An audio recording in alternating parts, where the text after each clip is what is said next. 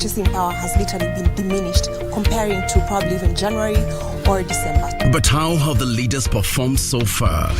In terms of the amount of money that is being disbursed, the minimum being 500 shillings, how do you scorecard that? No, that I'll give it a 2 out of 5. 2 out of 5. 1 out of 5. I'll still give it 5 out of 5. Every week, we bring you an honest assessment of the national and county governments. What is the impact of the Hustlers Fund? There are people who borrow praying they don't have to pay back. For example, they pray that the owner dies. The Scorecard. Every Tuesday at 10 p.m. on KBC Channel 1.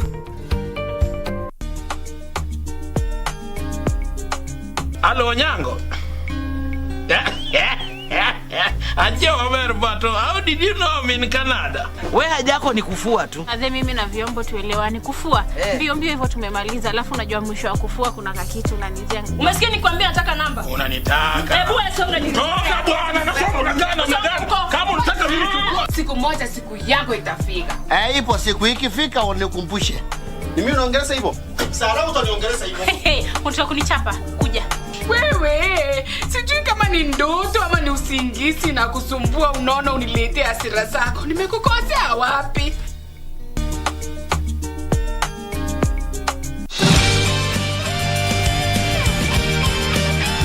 In about a year. Huh? But it's such a long time. It's my request. You see, Harvey respects what I want to do.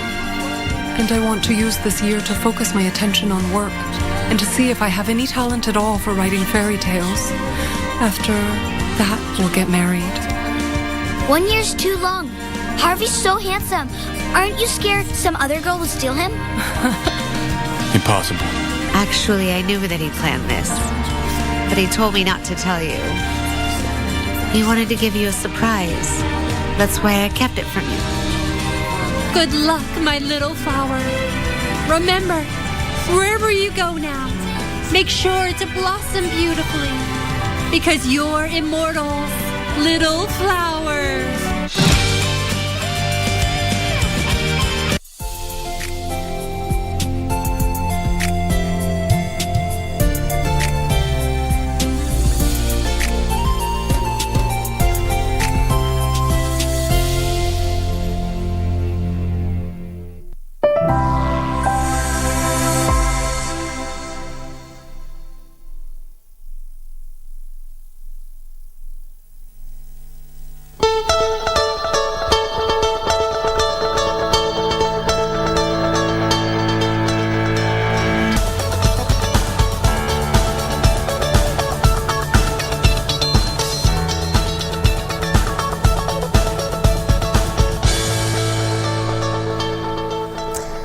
Beautiful morning to you. I trust you've woken up well this fine Monday morning, and thank you so much for choosing KBC Channel 1 as your channel of choice. And good morning, Kenya, to inform you today on what is happening in Kenya and beyond. Speaking of Kenya, the finance bill is already out, and you have up until 20th of this month, actually 12 days from today, to table whatever it is you might be thinking about this finance bill to the clerk of the National Assembly. It has elicited mixed reactions amongst Kenyans, spanning from the increment of the affordable housing from 1.5% to what was in the previous regime to 3% of what's in your salary. NSSF, which already increased from 200 to 6% of your salary. NHIF proposed to increase by 2.75%. And now all eyes are to the members of parliament. Yes, they are still on recess, but when they resume, will they adopt it as is? Will they be making changes to this finance bill? And what does this portend for you and I as a Kenyan? That is what we wait to see the moment they come back from recess. Nonetheless, we have a packed up show for you today. Stick around till 10 a.m. Good morning. Thank you so much for making time. I'm Doreen Arange Okello. This is Good Morning Kenya. Karibu sana. Absolutely, and welcome to the program. The day is, actually, what's the day? Today is 8th of May. 2023. Good morning, welcome to the program. Schools reopen today for the 14-week second term that is going to run until in June, when they'll be breaking for their half term. So it's back to school. As that is happening, doctors have also promised to go on strike today. That is according to the Secretary General Atela, who says that all interns will not go to work today. So it's a crisis in all public health facilities across the country. We have got so much to talk about on people and politics, on I and politics rather. I've got Daniel Orogo, Crispus Wathimba, and Mheshimiwa Mbai, who will be joining me later on in the program. We have got so much to talk about as far as politics is concerned. Welcome. I'm Victor Olo. Mariam, how are you? Fine, Victor. And how are you? I'm doing great. Good to see you. Good to see you too, Doreen. How are you? Good to see you. We'll be talking about something that happened over the weekend, but it's the 8th of May 2023. Glad you could join us this morning. This is Good Morning Kenya. In the news this morning, the government warns it will not spare churches manipulating believers into acts that harm them. And controversial Pastor Ezekiel Odero's, that is, New Life Church in Mavueni opens its doors to congregants for the first time since it was closed a week ago. That and more coming up in the news this morning. But before that, Victor, we had the coronation of a king over the weekend. I don't know whether you got to watch it. Unfortunately, no, I didn't. It was very interesting. But you are here in studio. Yes. What's up and about? Well, it was very interesting, just being able to see what it takes to coronate, especially the British and the British monarch. Can I say, the rituals that took place in the church and all that, and the fact that they also had Muslims, the Hindus and the Jews also being involved in the coronation ceremony. That was very interesting for me. You know, it's a world that is now becoming inclusive. It was a bit different from what happened during Queen Elizabeth II, coronation.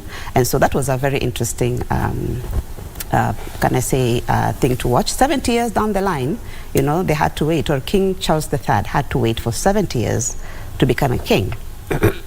Yeah, that was what was interesting in it. Doreen? Got snippets of it in news items, and what really I picked was the fact that we now changed from calling Camilla Queen Consort to actually the Queen, as is. The tradition was Queen is only reserved for those who are in the bloodline, but if you are getting to be a queen by association of marriage, then it's Queen Consort. But based on that meetings that they did have with Prince, which one is there? What is his name? Is it Prince William? Yes. Yeah. Yes. Then they agreed that let's drop the consort, let's have it as queen, so that then she can be able to perform her function fully well as head of state. Of course, it did bring mixed reactions for those that were really thinking and saying that let's maintain queen to the ones in the bloodline, and if you just, so that was what was interesting for me, just getting the snippets of it, and the different news stories. But yeah, 70 years here to wait, and so here he is.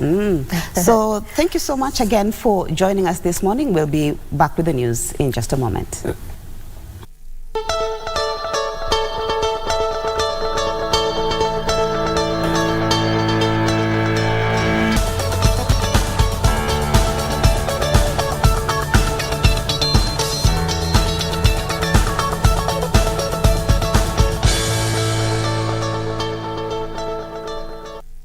Thank you so much for joining us this morning. Now, Interior Cabinet Secretary Professor Kithure Kindiki has dismissed claims that the government is fighting churches following the Shakahola incident, saying Kenya is a democracy and freedom of worship is guaranteed. He, however, called on religious leaders to adhere to the teachings of the Holy Scriptures and not manipulate believers into acts that lead them into harm or death.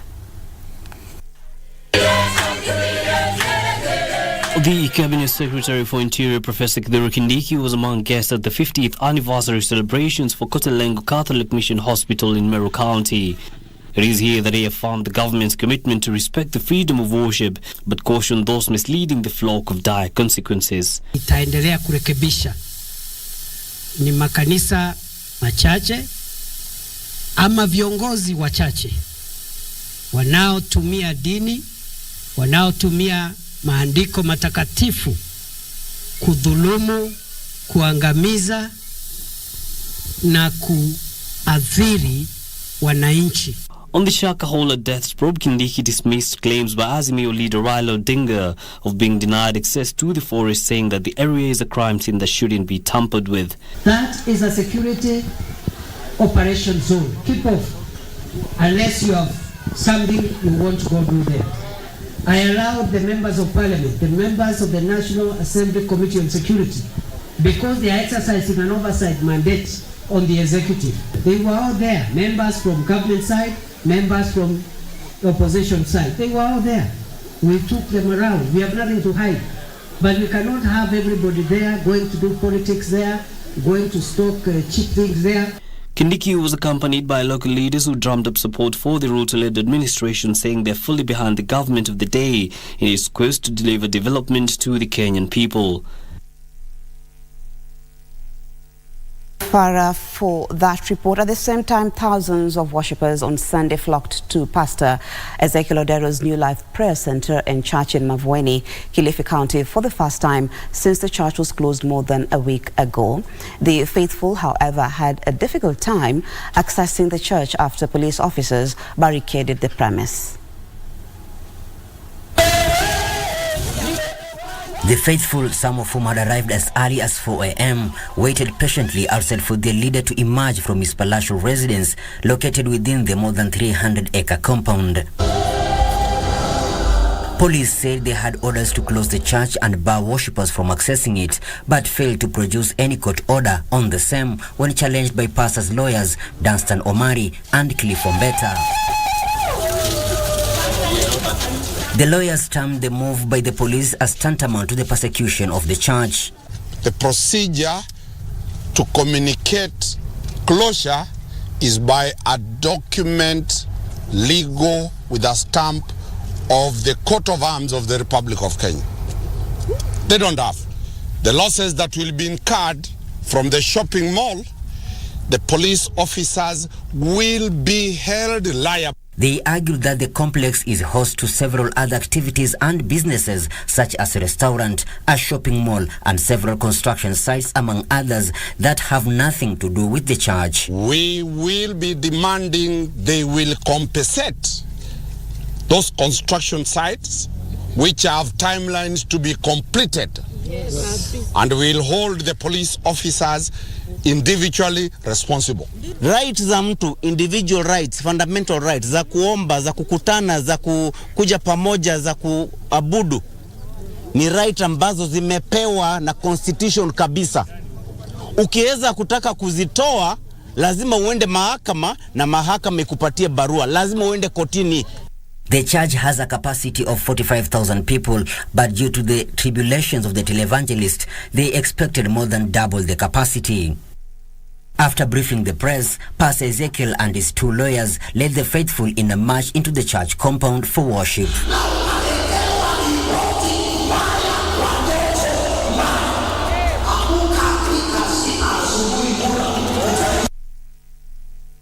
Michael Mwadiga reporting there. Now, President William Ruto has urged the Western world to stop finger-pointing and work together to confront climate change.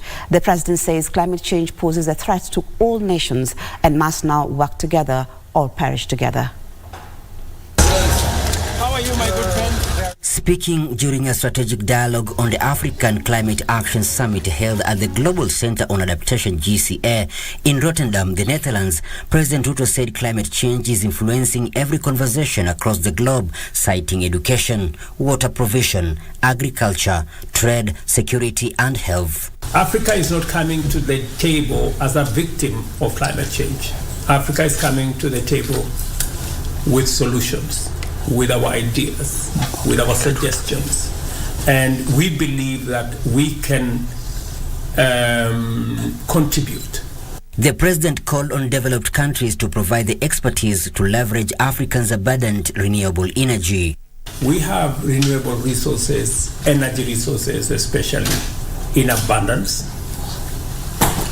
And we can meet halfway if we can leverage on technology from elsewhere and financing from elsewhere and fashion a win-win outcome.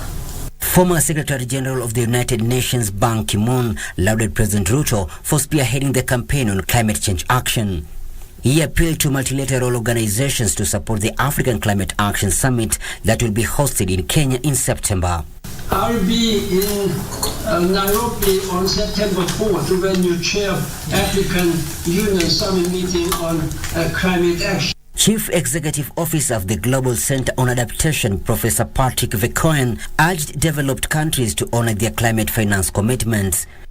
I think this could be a signal of cooperation that we need so desperately at the moment. And I must say I was very with your wording, because not in terms of victims, but what can we do? Which actions are necessary? How can we bring forward the right solutions? The president was accompanied by Environment Cabinet Secretary Soipan Tuya and Kenyan Ambassador to the Netherlands, Margaret Shava. Now, opposition leader Raila Odinga has urged the government to finalize the compensation of the remaining Mau Mau war veterans. Raila was speaking at Lee Funeral Home, where he had gone to view the body of Mukami Kimathi, the wife of the late Mau Mau veteran that is Dedan Kimathi. Deputy President Rigathi Gachagua has called upon all leaders to join hands and accord the late Mukami Kimathi the burial she deserves. Patakuwa mchanganyiko maalum. Iko wale freedom fighters, iko collaborators, iko kila mtu wakuje hapa tumsidikishe mama, kwa sababu hiyo ndio njia ya kuendelesha Kenya. Kwa hivyo sisi tuseme kama serikali tutafanya kila juhudi kumsidikisha huyo mama na ile njia ambaye inatakikana. He at the same time lamented the land injustices faced by the Mau Mau fighters. Wao inajulikana hao watu wetu wa Mau Mau waliingia msituni wa Aberdare na Mount Kenya kupigana na Muingereza ambaye alikuwa amechukua mashamba na kunyang'anya sisi uhuru wetu. Na hata kama tulipata uhuru, mambo ya mashamba ilienda kombo. Na hii debate tutaianza kuongea juu yake, kwa sababu hii kifo cha mama ni chanzo mzuri ya sisi kuanza hiyo mjadala. Tuulizane, mashamba ilikuwa imetengwa ya Mau Mau ilienda wapi? Ilichukuliwa na nani na kwa nini? Mau Mau veterans have been demanding compensation for the pain incurred during the fight for liberation. Opposition leader Raila Odinga, who condoled with the Kimathi family at the Lee Funeral Home, called on the government to finalize the compensation of the remaining Mau Mau war veterans. We also want, eventually, the government to bring a closure to the issue of Mau Mau, the suffering with the people, the remnants of those who participated in the struggle, some of whom have remained landless all this time. We want this issue to be settled once and for all. Raila also called for the fulfillment of Mukami's last wish to have the remains of her husband exhumed and both be interred next to each other at their home in Jabini, Nyandarua County. The family, in consultation with a team delegated by President William Ruto to organize the funeral arrangements, are set next Saturday, the 13th of May, as the burial date. Mukami died on Thursday night at the Nairobi hospital, aged 96 years. Now, a section of political leaders from Western region have called on the government critics to give President William Ruto time to deliver on his promises. Led by Kakamega Senator Boni Khalwale, the leaders rallied the Western region behind Prime Cabinet Secretary, that is, Musalia Mudavadi, and the government's development agenda. Political leaders drawn from the Luhya community have continued to rally their people in support of the ruling party. At a burial ceremony, politics hitting at the opposition took center stage as the leaders called for patience for the government to deliver. Wakenya hawakupiga kura tu hivi kwa sababu there was a plan. That's why he got that seat. So give him time to implement the plan. Na nyinyi mnaelewa vizuri hii serikali imepewa kwa mikono ya mtoto wenu mwenye ana ujuzi zaidi, Dr. Musalia Mudavadi. Mnajua uchumi ulikuwa umeharibika enzi ya marehemu Moi, na ndani ya miaka 5 Mudavadi aligeuza uchumi na kuwa mzuri. The leaders warning of consequences on the community should the government enter into a handshake with the opposition. Ile kazi yenye wewe unaweza pata sio ya president. Mkienda kwa handshake na Ruto atapata ya prime minister, na saa hii chief prime minister ni Musalia Mudavadi. Kama wewe unaunga Raila mkono, ujue unatafutia Raila kazi, mtaua aondolewe na Ruto Raila aingie. Leaders in the United Democratic Alliance Party expressed confidence that the Kenya Kwanza team will run the bipartisan talks in good faith. Na tayari mazungumzo tumerudia, sisi tuko tayari kukubaliana na chochote kile Kenya tahakikisha kwamba Kenya iendelee. Khalwale na timu muende mtengeneze maneno kwa hii bipartisan talks, tufate suluhisho. Na lakini nyinyi watu wa hapa, watu wa mkoa wa Magharibi, mnataka mkate igawe nusu. Meanwhile, the Pamoja African Alliance Party, PAA, has kicked off a grassroots registration exercise at the Coast region in a bid to amass numbers ahead of the 2027 general elections. The party, whose founder is the Speaker of the Senate, Amason Kingi, has however ruled out plans of folding to join UDA. PAA as a party, although registered on the very last day, is one of the largest parties strength-wise in the National Assembly and in the counties. I think we are 11th largest party overall nationally. Kwa hivyo hiyo masala yanayozungumzwa kule sisi kwetu sisi huko kwa hakuna wala hayajafikishwa huko. Kwa hivyo inaweza kuwa ni siasa inaendelea, lakini sisi tuko PAA ndo katona tuko hapa na tumevaa kwa sababu ukivunja chama leo ndo kupa mfano. Sasa wale wabunge wote waliochaguliwa na PAA watakwenda wapi? The leaders say the party is focused on addressing the concerns of coastal people. Thank you, Kamicha Menza, for that report. Now, the government is focusing on expanding water storage infrastructure for irrigation in parts of Western Kenya as it seeks to arrest adverse effects of extreme weather conditions in the region. The region has continuously suffered from floods during heavy rains and drought when rains fail. Information Communication Technology and Digital Economy Cabinet Secretary Eliud Owalo says the government will construct dams and expand general infrastructure as it seeks to ensure food security in the region. As tens of households displaced by the raging floods in parts of Nyando constituency, Kisumu County, and Suba South constituency in Homa Bay County struggle to find their footing, Information, Communication, Technology and Digital Economy Cabinet Secretary Eliud Owalo says the government was putting in place long-term measures that will see the region turn the disruptive waters into a viable opportunity for agribusiness. I've got a responsive agenda that addresses the challenges facing the common Mwananchi, and based on the economic blueprint that we developed for this region of Nyanza and the charters which were signed by the Kenya Kwanza team, courtesy of His Excellency the President, that is the agenda that we are going to implement in this region. Mheshimiwa Waziri, jumla ya wananchi wote ambao wamepatwa na janga hili ni zaidi ya watu 1,300 katika kaunti hii ya Homa Bay. Tukiongea saa hii kuna familia ambao tayari wameondolewa makwao na wanaishi katika kambi kule Osodo na kule Kobuya Primary School huko Rachonyo North. Owalo, while leading other government officials in a government food distribution program in Nyando and Suba South constituencies, said solutions to perennial flooding in the region must include utilization of the excess waters during the dry season. We want to ensure that there is sustainable food security, electricity. These floods, we are going to put dikes so that we can stop the floods from ravaging our farmlands.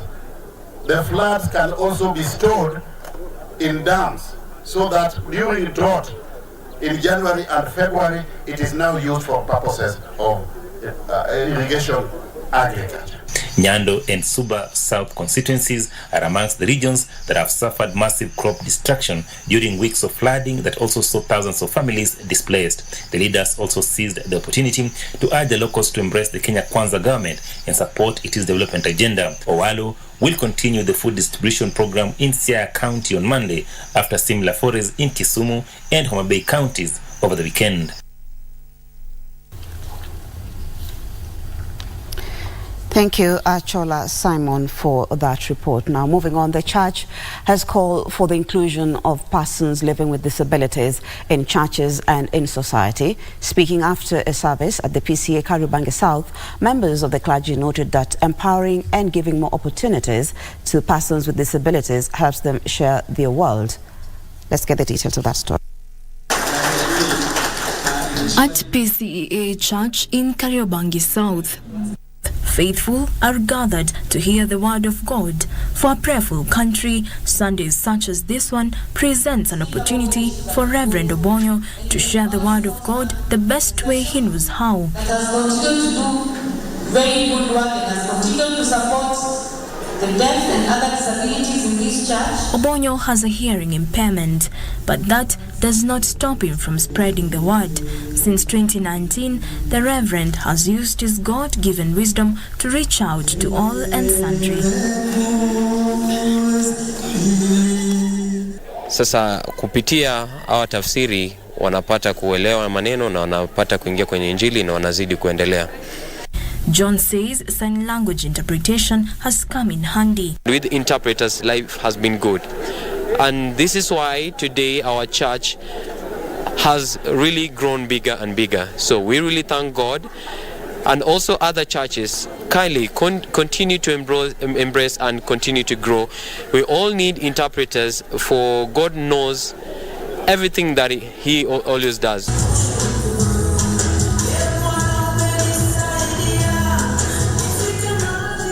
Despite the progress made by society in the inclusion of persons living with disability, the group says a lot still needs to be done.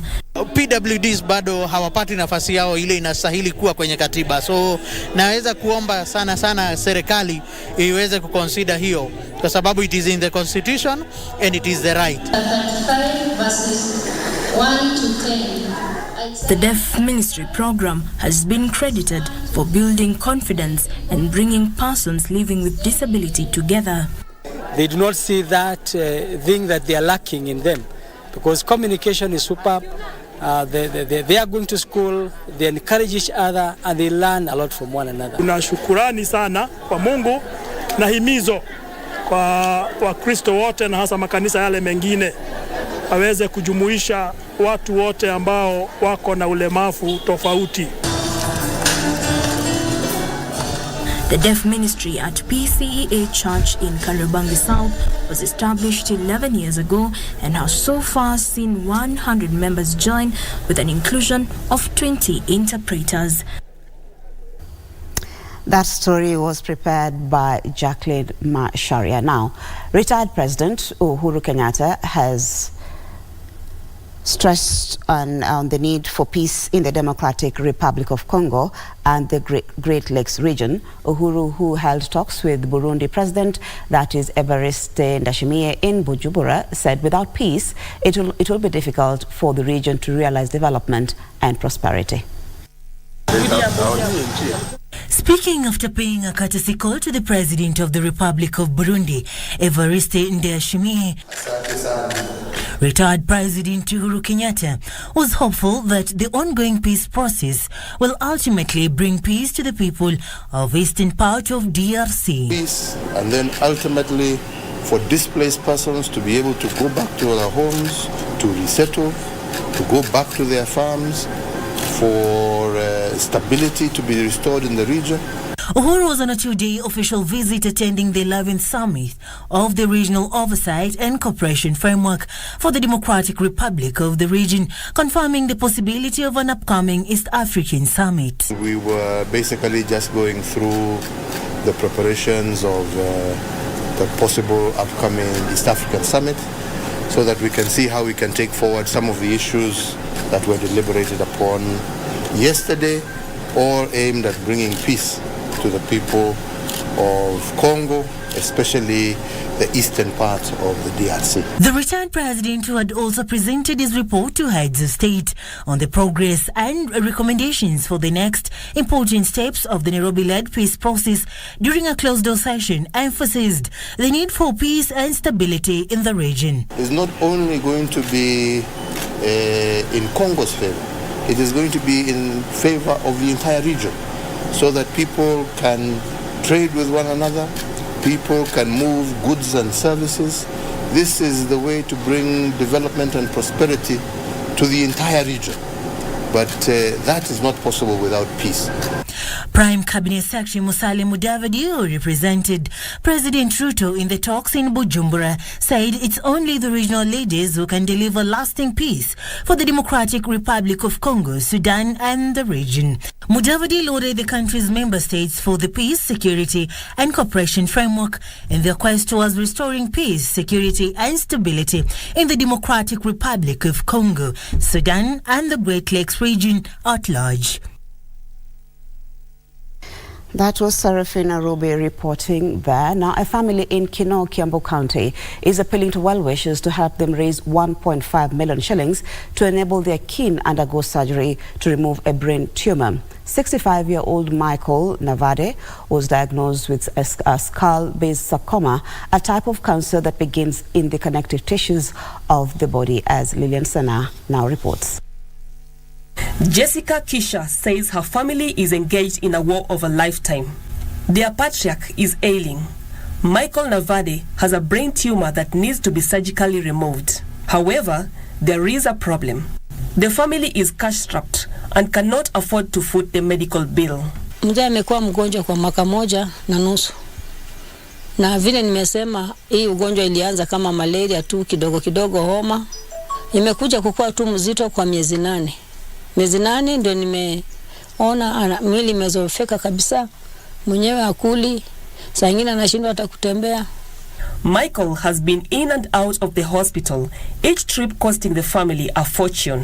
Madhara ni makubwa sana, sababu mzee amekuwa tegemeo. Amekuwa akisimama kama mzee kwa boma, akishughulika hapa na pale, lakini kwa wakati amelala tu chini, inabidi sisi wenyewe tuwe wa kushughulika. Kila alikuwa anafanya kwa wakati hawezi fanya. Sasa imekuwa ni madhara kwetu, kwa maana hawezi fanya kila angekuwa anajifanyia. The family is appealing to well-wishers to help them raise some 1.5 million shillings to enable Michael to undergo surgery. Well-wishers, naomba tu mnisaidie niweze kupeleka mzee hospitali akatibiwe. Maana hakuna hospitali tunaingia bila pesa. Ni Mkenya yote yule ananisikiza kwa saa hii, tafadhali mnisaidie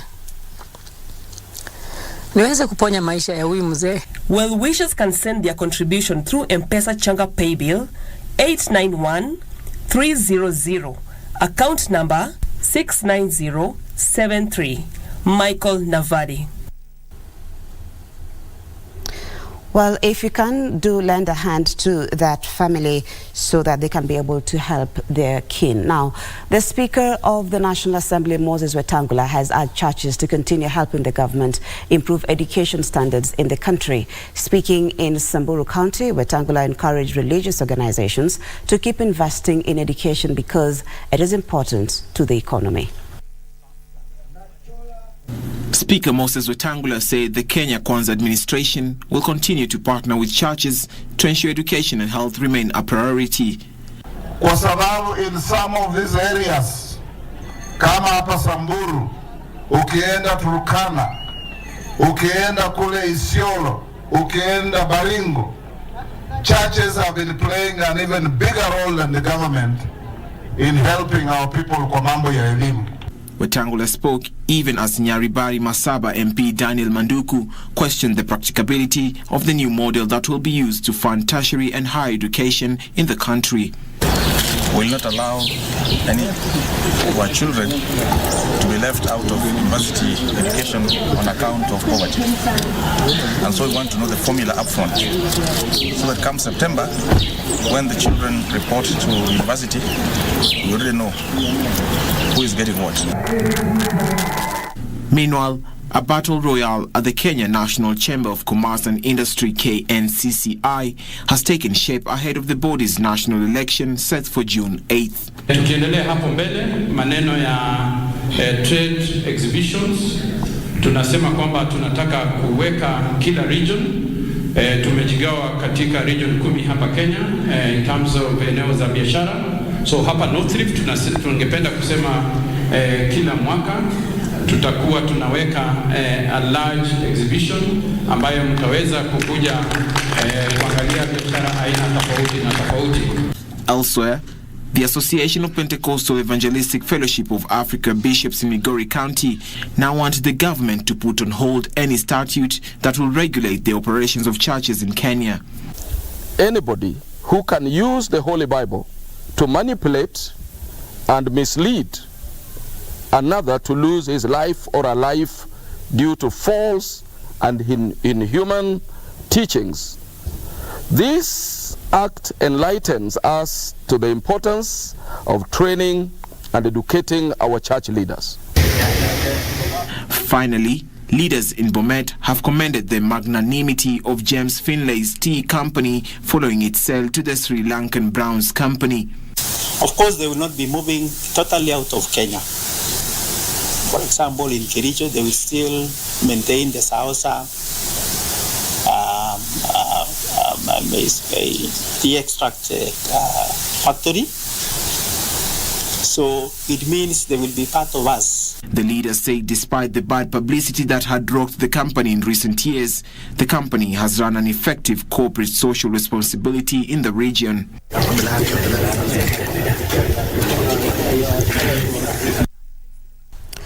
Now let's cross over to the sports news where Lioness Rally champion Maxine Wahome, Eric Bengi, Joseph Gachenge and Chechi Ababu are this year's winners of the Machakos Rally Cross Championship.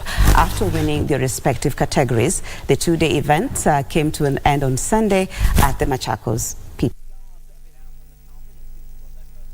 Maxine Wahome won the women's category after bagging 4 points in the first round ahead of Karo Gatimu and Natasha Tundo, who completed the podium dash.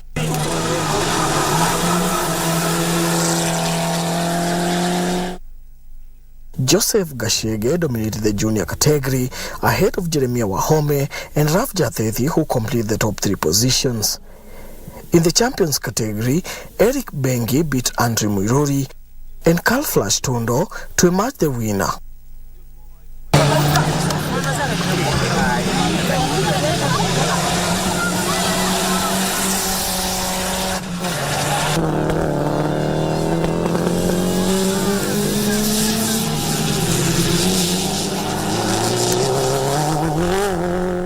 Cheche Ababu won the under-14 junior category. 100%. We're really keen to develop the cubs that we're getting racing here. I think, as you said, you start them early. If you look at Formula One and all these around the world, they start young. They start from go-karts. So that's what we're trying to do, get the next generation super excited about motorsport. It's purely a rally cross car, built by Tim and Flash and Rob Gow. So yeah, on the rally side, I've got a rally car that I've imported that's coming in, and I'll look towards the middle of the year to compete in that.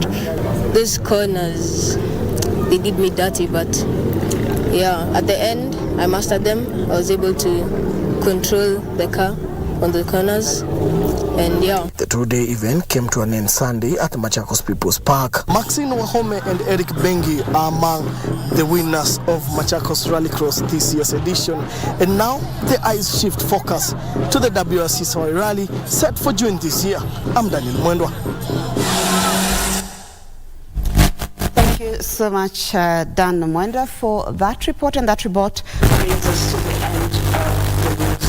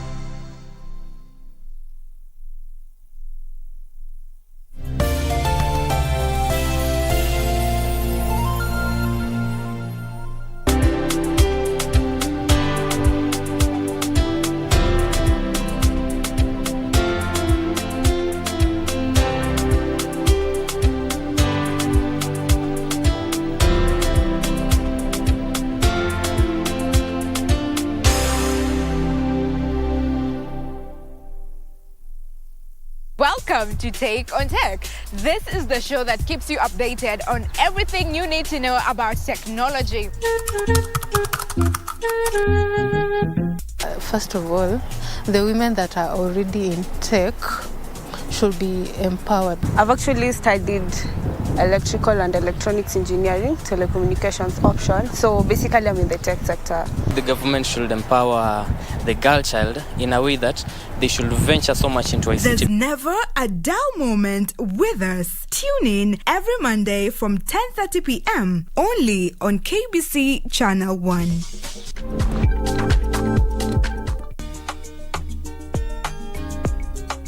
Hello, Nyango.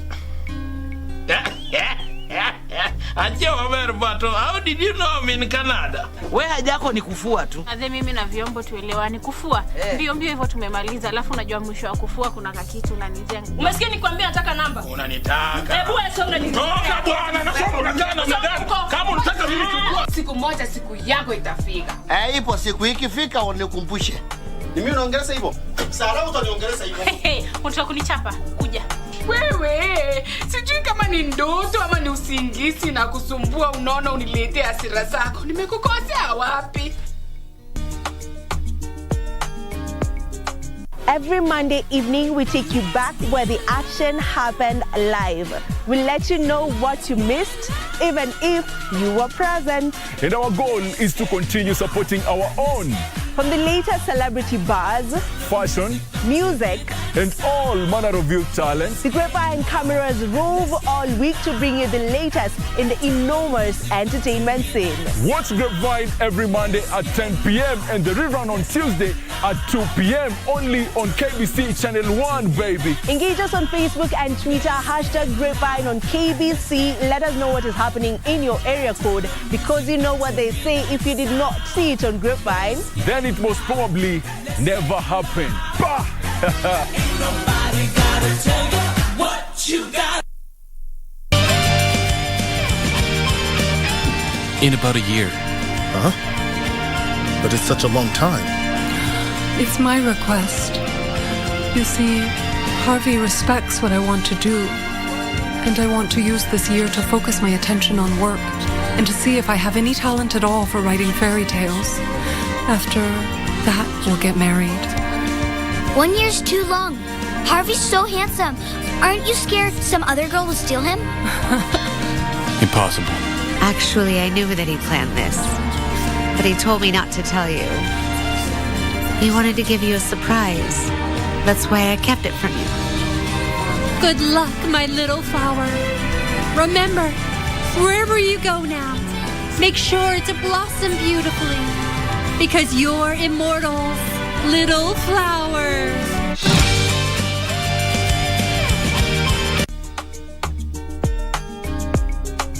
Hello, Nyango. How did you know I'm in Canada? Wewe haja yako ni kufua tu. Adhe mimi na vyombo tuelewani kufua. Mbio hivyo tumemaliza. Alafu unajua mwisho wa kufua kuna kakitu unanijenga. Umesikia nikwambia nataka namba? Unanitaka. Hebu wewe sio unanitaka. Toka bwana, nasema unataka na mgani? Kama unataka mimi chukua. Siku moja siku yako itafika. Ipo siku ikifika unikumbushe. Ni mimi unaongeleza hivyo?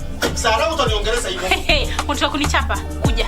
Wewe, sijui kama ni ndoto ama ni usingizi na kusumbua unaona uniletee hasira zako. Nimekukosea wapi?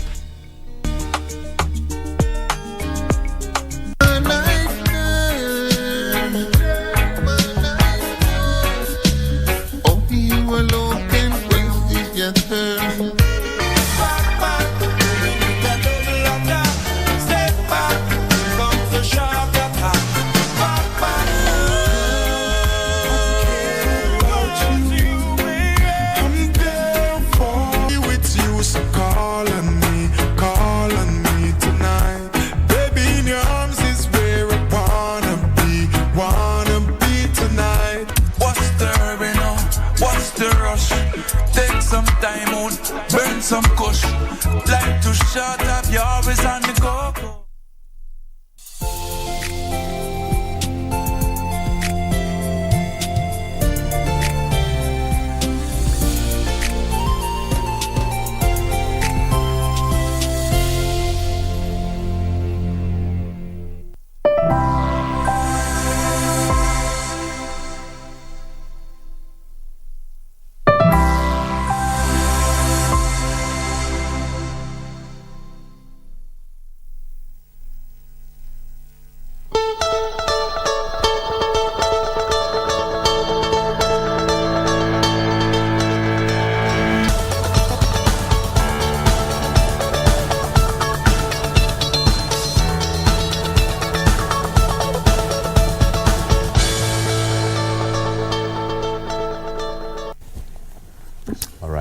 back, and now it's time for us to get into the real discussion here. Before we get into iron politics, let me just take you through the front page of our local dailies. I have got 4 papers, but just to inform you that my guests are already in studio. I have got Crispus Wathimba, an engineer by profession.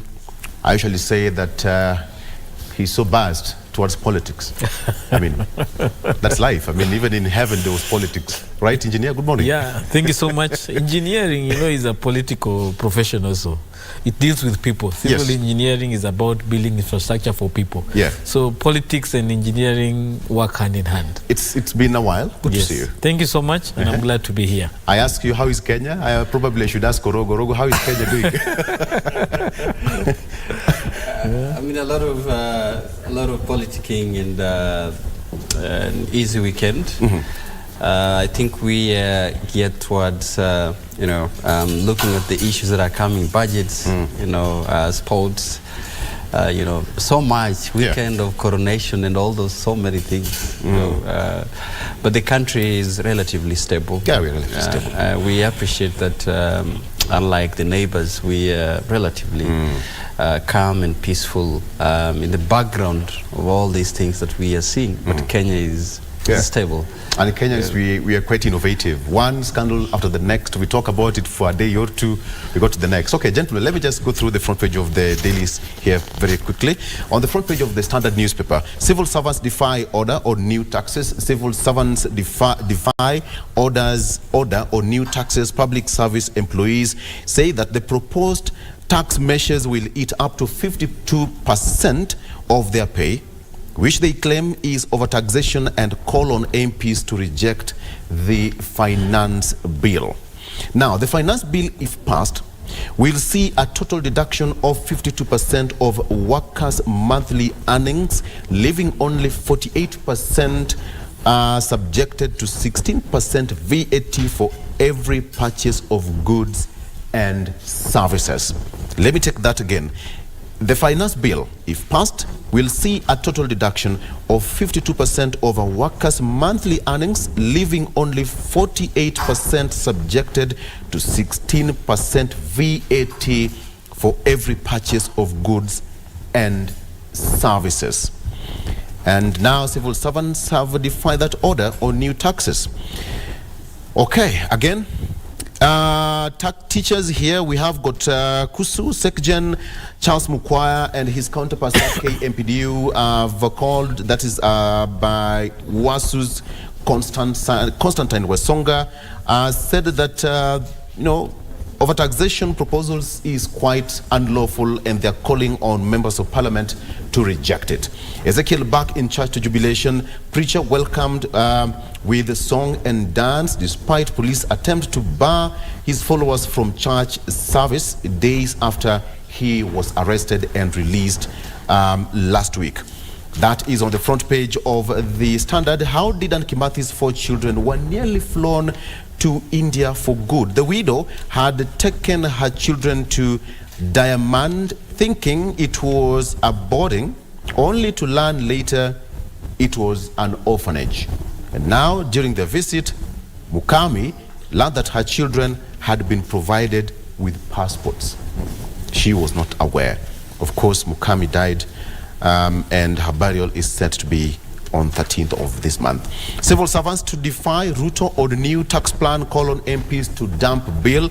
I gave you, that is 52% of the civil servants, the percentage that the civil servants say that will be deducted from their pay, leaving only 42%, which will also attract taxation in the form of VAT when they buy goods and services. Now, the finance bill proposes a 3% deduction salaries, which will go towards the National Housing Development Fund, to which the employer will make an equal contribution. And 35% of the bill says that this will seek to increase the pay as you earn tax persons earning 500,000 shillings and above from the current 30% of gross pay to 35%. Gentlemen, should I say tough times ahead? I don't know what you make of this, Crispus. I think we've always been warned that for us to grow into prosperity, we cannot tax our way into prosperity. And I think it's very sad that Kenya Kwanza came up with a plan that clearly promised Kenyans that we will not tax ourselves to prosperity or to out of these economic challenges. But they are still going back to the same narrative of burdening Kenyans with taxes, and yet we have seen that a lot of the taxes that we contribute as a country don't benefit us as citizens. Recently we had the Shakahola massacre, and yet we spend a great deal of our money in security or gathering intelligence. That is a clear demonstration that the taxation that we the taxes we pay don't provide us with the services that we expect. Look at food security. We have a lot of challenges of food security that we are still bedeviling with over the several years. So now to go and now start taxes civil servants and other workers heavily as they have suggested, I don't think it's a good thing. So Kenyans and members of parliament really need to tell William Ruto, find alternative ways, as you had promised, to get out of these problems. Bottoms up, that is bottom-up economic model, as was promised by the Kenya Kwanza. Daniel, 52%, which will, as per the finance bill. And you see, it's the economic advisor to the president has defended that, and he's said that if there is any other measure that would cushion, the citizens other than what the IMF is proposing, then that option is open. Definitely, we are beginning at a point where, in the background of a lot of levies and a lot of taxes that the government has imposed on civil servants, but we're also seeing the other side. I presume that probably the IMF had given the advisory on this, because you see, it's just coming in the background when even the country, I think last week, we get another loan from the Africa Development Bank. Okay, and of course it's coming with conditions attached to it. The country is still paying for China Export and Import Bank, and that has attached a lot of Kenyan investments to the loan that we are equally still paying. And so I presume that this measure was an advisory from multilateral facilities that have even given Kenyans that for you to get another loan. And I foresee a situation where we are begging for another loan, an IMF, and that is probably one of the conditions that Kenya has been given. But coming into the issue, Victor, I think 52% is quite a surmountable figure. And Kenyans are saying that we already burden into, with tax, and then there is another tax that is already imposed again, that pushes Kenyans, to have more and more economic disparities. If you tax pay as you earn from 30 to 35%, and I think you can calculate the figures, especially those who are earning 500,000 and above, you're probably arriving at 175,000 or something, out of your 500,000 salary that you earn. Besides that, you're also, being taxed other things, NHIF, NSSF, and all those things. If you leave that, then you're also being told that there are other taxes that you'll be, taxed as you buy other things. You see, at the end of the day, when you calculate all these, you look at your earnings and your salary, and you realize that you go back home with nothing. But be that as said, I agree with what the proposal that engineer has just said. Really, what happens to the bottom-up economic model, especially that bit and the other aspect that was to cushion Kenyans against, overtaxation and against over-borrowing. Last set, we were talking about this here, that not all civil servants want a house, okay? How then would you distinguish those who would want a house so that you tax them, the housing levy fund? Because as it seems, it's like the government has made a declaration, and as policy that if you are by the nature, you're described as a civil servant, then by that, you are going to be forced to a taxation. Okay. Let me get engineer's point here. The issue of housing, that is one of the proposals that is on the table. Yes. That the taxation and the money will go towards one of them, affordable housing. What is the priority? Kenyans to get affordable housing or to lower the cost of living across board from Turkana to Migingo Island? I think the issue is for Kenyans, what is important right now is food on the table. Yes. Provision of basic needs like schooling, affordable school, affordable health. The issue of housing is that Kenyans have always found innovative ways to provide housing for themselves. The challenge has been, is it decent? And that's what government is coming... And is it affordable? And is it affordable? That's what government is coming in to help. But then, if you address the issue of cost of building materials, cost of technologies of construction, increasing the skillable workmen that can be able to help us produce these houses, Kenyans will save and be able to build for themselves. But when it comes to issue of food, for example, when you find every single Kenyan has to go to the supermarket to buy food, and that food is expensive, you as a government, you're supposed to cushion them to help them to be able to access that food cheaply by making sure, number one, they have enough money in their pocket to be able to afford that food, and also, are we producing enough to be able to make sure that the supply is in plenty? The issue of housing, yes, it might be an important issue in terms of catalyzing the economic growth of the country, but it cannot come at the cost of the civil servants and other Kenyans. But the other thing I want to challenge the Hustler government is that you promised us that you will invest money in the Hustler nation.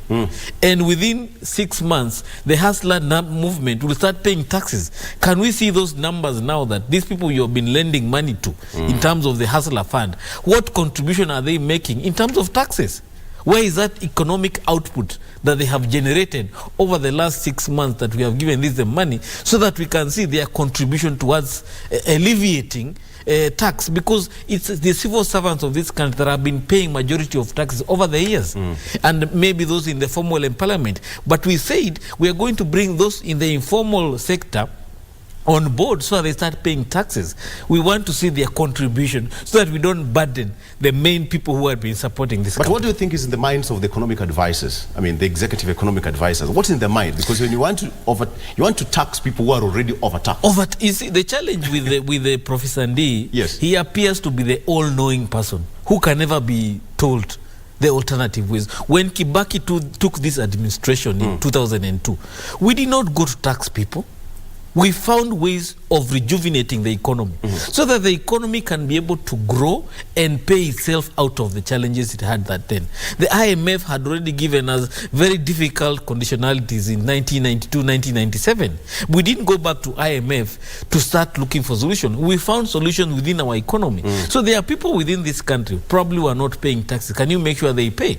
There are certain sectors of the economy here that we can stimulate and generate the revenues we require to be able to spur economic growth. But paying, taxing people, burdening people with taxes is not one way. We have so many sectors that can be able to be pushed. We have ways to bring investors, easing the way of doing business, pushing the counties to start generating more revenues within the counties and be more accountable, fighting corruption and directing resources in areas where we can be able to spur economic growth. All right, gentlemen, it's a discussion that I want us to continue, but first of all, let's just get into the front page of our local dailies. On the People Daily, safety warning as schools reopen. Safety warning as schools open today. Education CS puts head teachers on notice over quality of food and well-being of students, including reminding them that corporal punishment is outlawed after cases were reported in first term. That is, the schools will open today for the next 14 weeks. Gachagua, Raila paid tribute to Kimathi widow, that is Mukami. Raila Odinga was at the Lee funeral yesterday for viewing of the body. Fuel prices to jump 12 shillings per litre in a budget plan. Something that we're also going to talk about shortly. Pomp tradition as Britain's King Charles III crowned at historic lavish ceremony. President William Ruto was among leaders of the Commonwealth who attended that coronation. It's a state duty to settle Mau Mau, Raila tells DP. It's state duty to settle Mau Mau, Raila tells DP, as Azimio leader takes a swipe at Deputy President as family consents to funeral service set for Saturday. Mukami, when she'll be laid to rest. Okay, very quickly on the front page of the Star here, MCS pay campaign, 400,000 shillings, new target. MCS pay per campaign, 400,000 shillings, new target. The county lawmakers presently earn 144,373 shillings monthly, 16% of what governors are paid. And so the ward representatives want independent budgets and ward development fund. This has been a debate for quite some time, raising questions on, we have got devolved units, Daniel, senators oversight, governors here, we have members of parliament, women reps are also yearning for kit. We also have county first ladies also championing for their independent officers, complete with a budget, and now we also have MCAs who are also looking for the independent budget. I mean, you should also start looking for your independent budget. I don't know if the engineer is in a position because he's probably an aspirant. But you see more and more requests for an increase in in salaries and more on to provide facilities for these leaders. Yeah, and you can see. Probably if we could have another cadre of leadership somewhere below probably MCAs, they could have equally asked for some provisions and some allowance. But like I'm always asking is, when we accepted and promulgated the Constitution that given us the devolved units, one of the things we were preparing for is that we were actually also going to decentralize the bad manners in the national politics to the devolved government. That is what you're seeing, where, and you understand the push and pull that took place when we were just having a transition from the national government to the county. When the county, the 47 units, and their bosses, began looking themselves as the chiefs of the counties, requesting for chess cars and, requesting. At times, if we had a debate here, when the governors really even wanted to have flags for the counties and 2 flags and all these things, the privileges that are accorded, head of states and people who are the cadres, of the national politics. But that said, I think it's quite important for us that even as we request for increase on the salaries, and now the members of county assembly want some provision. Do we audit the performance of the devolved units? Yeah. One of the things that I probably propose is that each and every year we have a devolution conference. Would it be a good time for us, before we have this conference, to audit the performance of the units that are given to the devolved system of governance?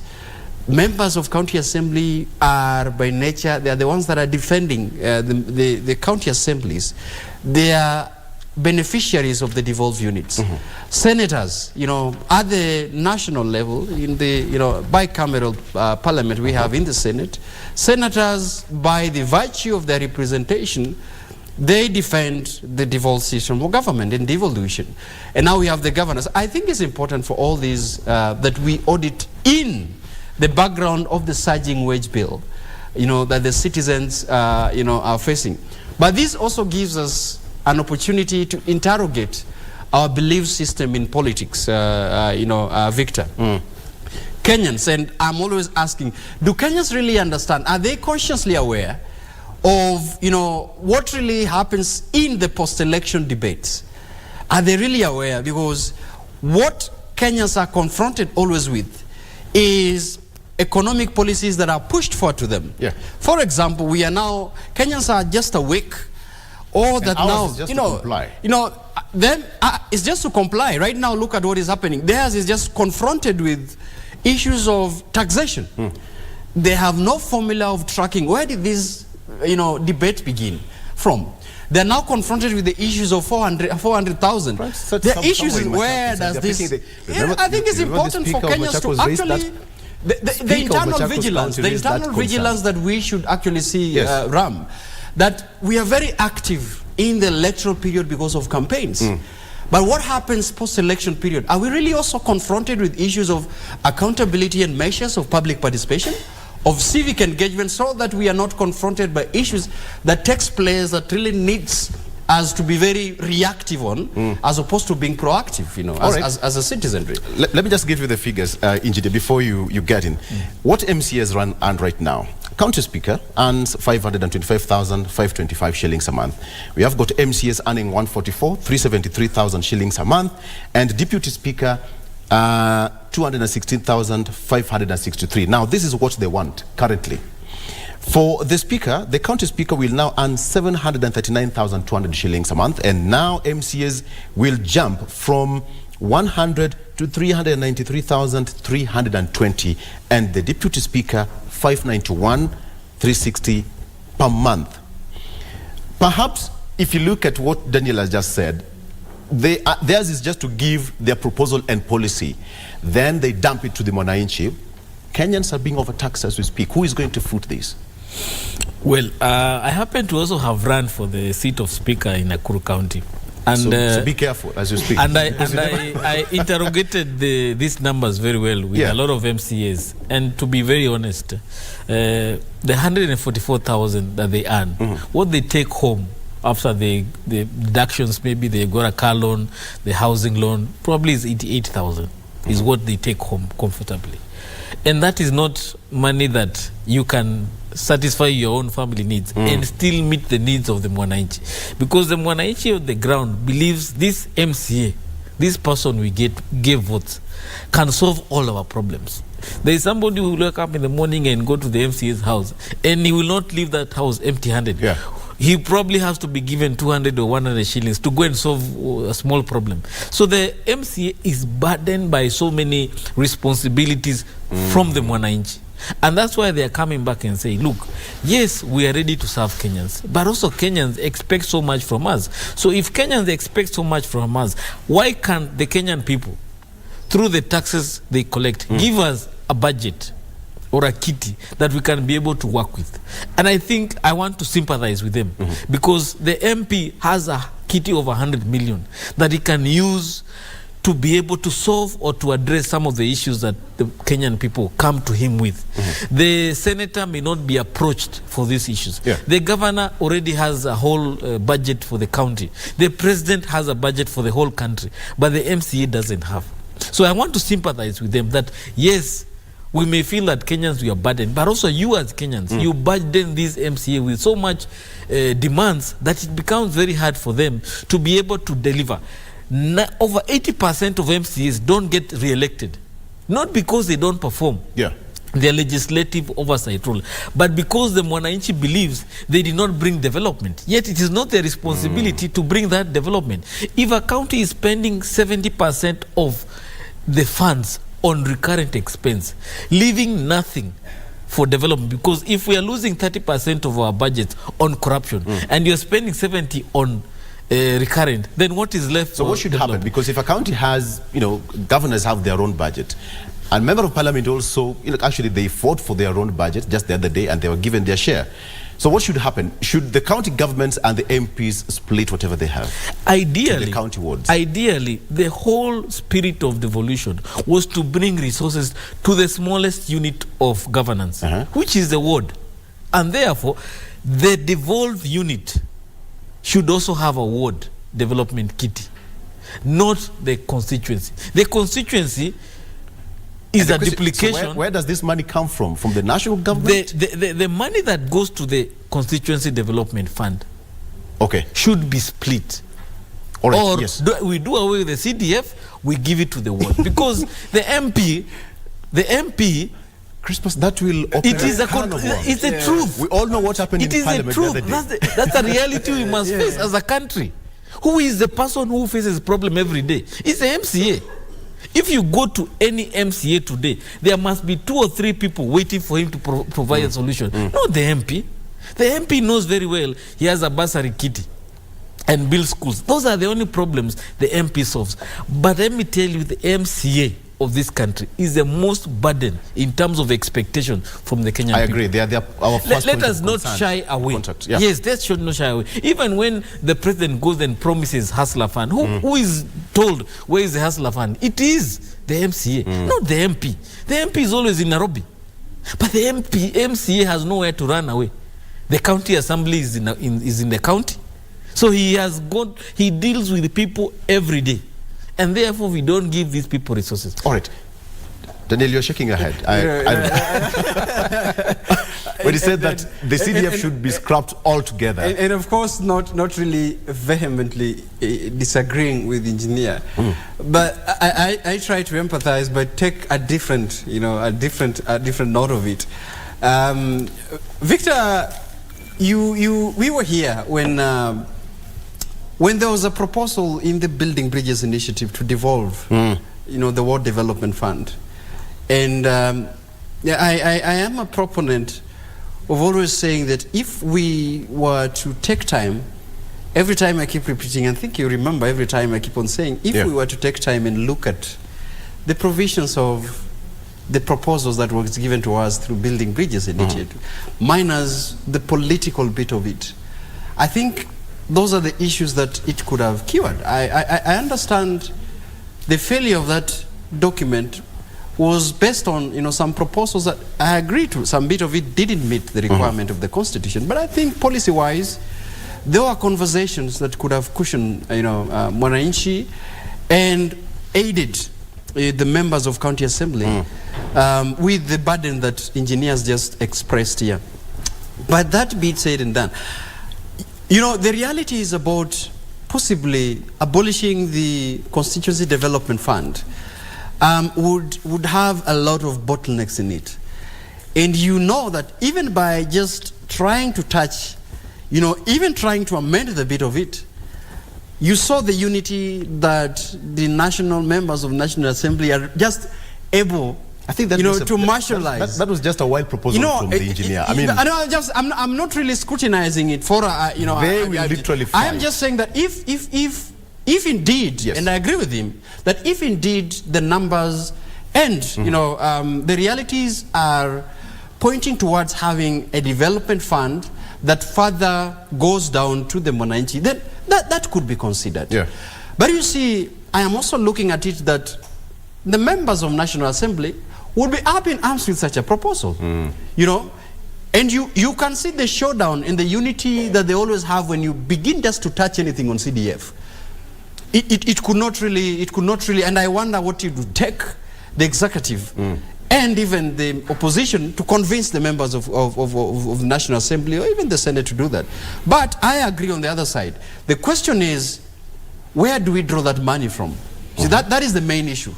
Because as we speak, we already, the current government is saying that they inherited the empty coffers. Yeah. And the struggle is to borrow, to pay, to deal with the recurrent expenditures, both at the national level, at the county, at the counties level. So probably there is no any other fund, as we speak, and in the budget proposals that we have, that can facilitate, further devolved funds in the counties. Yeah. But the other side of it is the cost of politics in this country. It will be heavy because I am so sure MCAs will ride on this politically. The cost of politics. Yes. And I was just reading through what the Westminster Foundation for Democracy published on the cost of politics in Kenya, in Uganda, and in other countries in Zimbabwe. And I think looking at the breakdown of what from the members of County Assembly to the National Assembly, to the Senate, and even to the national level, what it takes someone to ascend into leadership position, it's really so heavy. And I agree with engineer, because one of the things I keep on saying is, could we be in a position, what policy, what guidelines, what education can be given to our citizens to avoid overtaxing or over-expecting from the people who are running for positions? Because by and large, there'll be If they give, and if they give in form of handouts, if they give in form of, whatever you call it, expect it that there would be a recovery period. And this recovery period probably would be devoid of service delivery.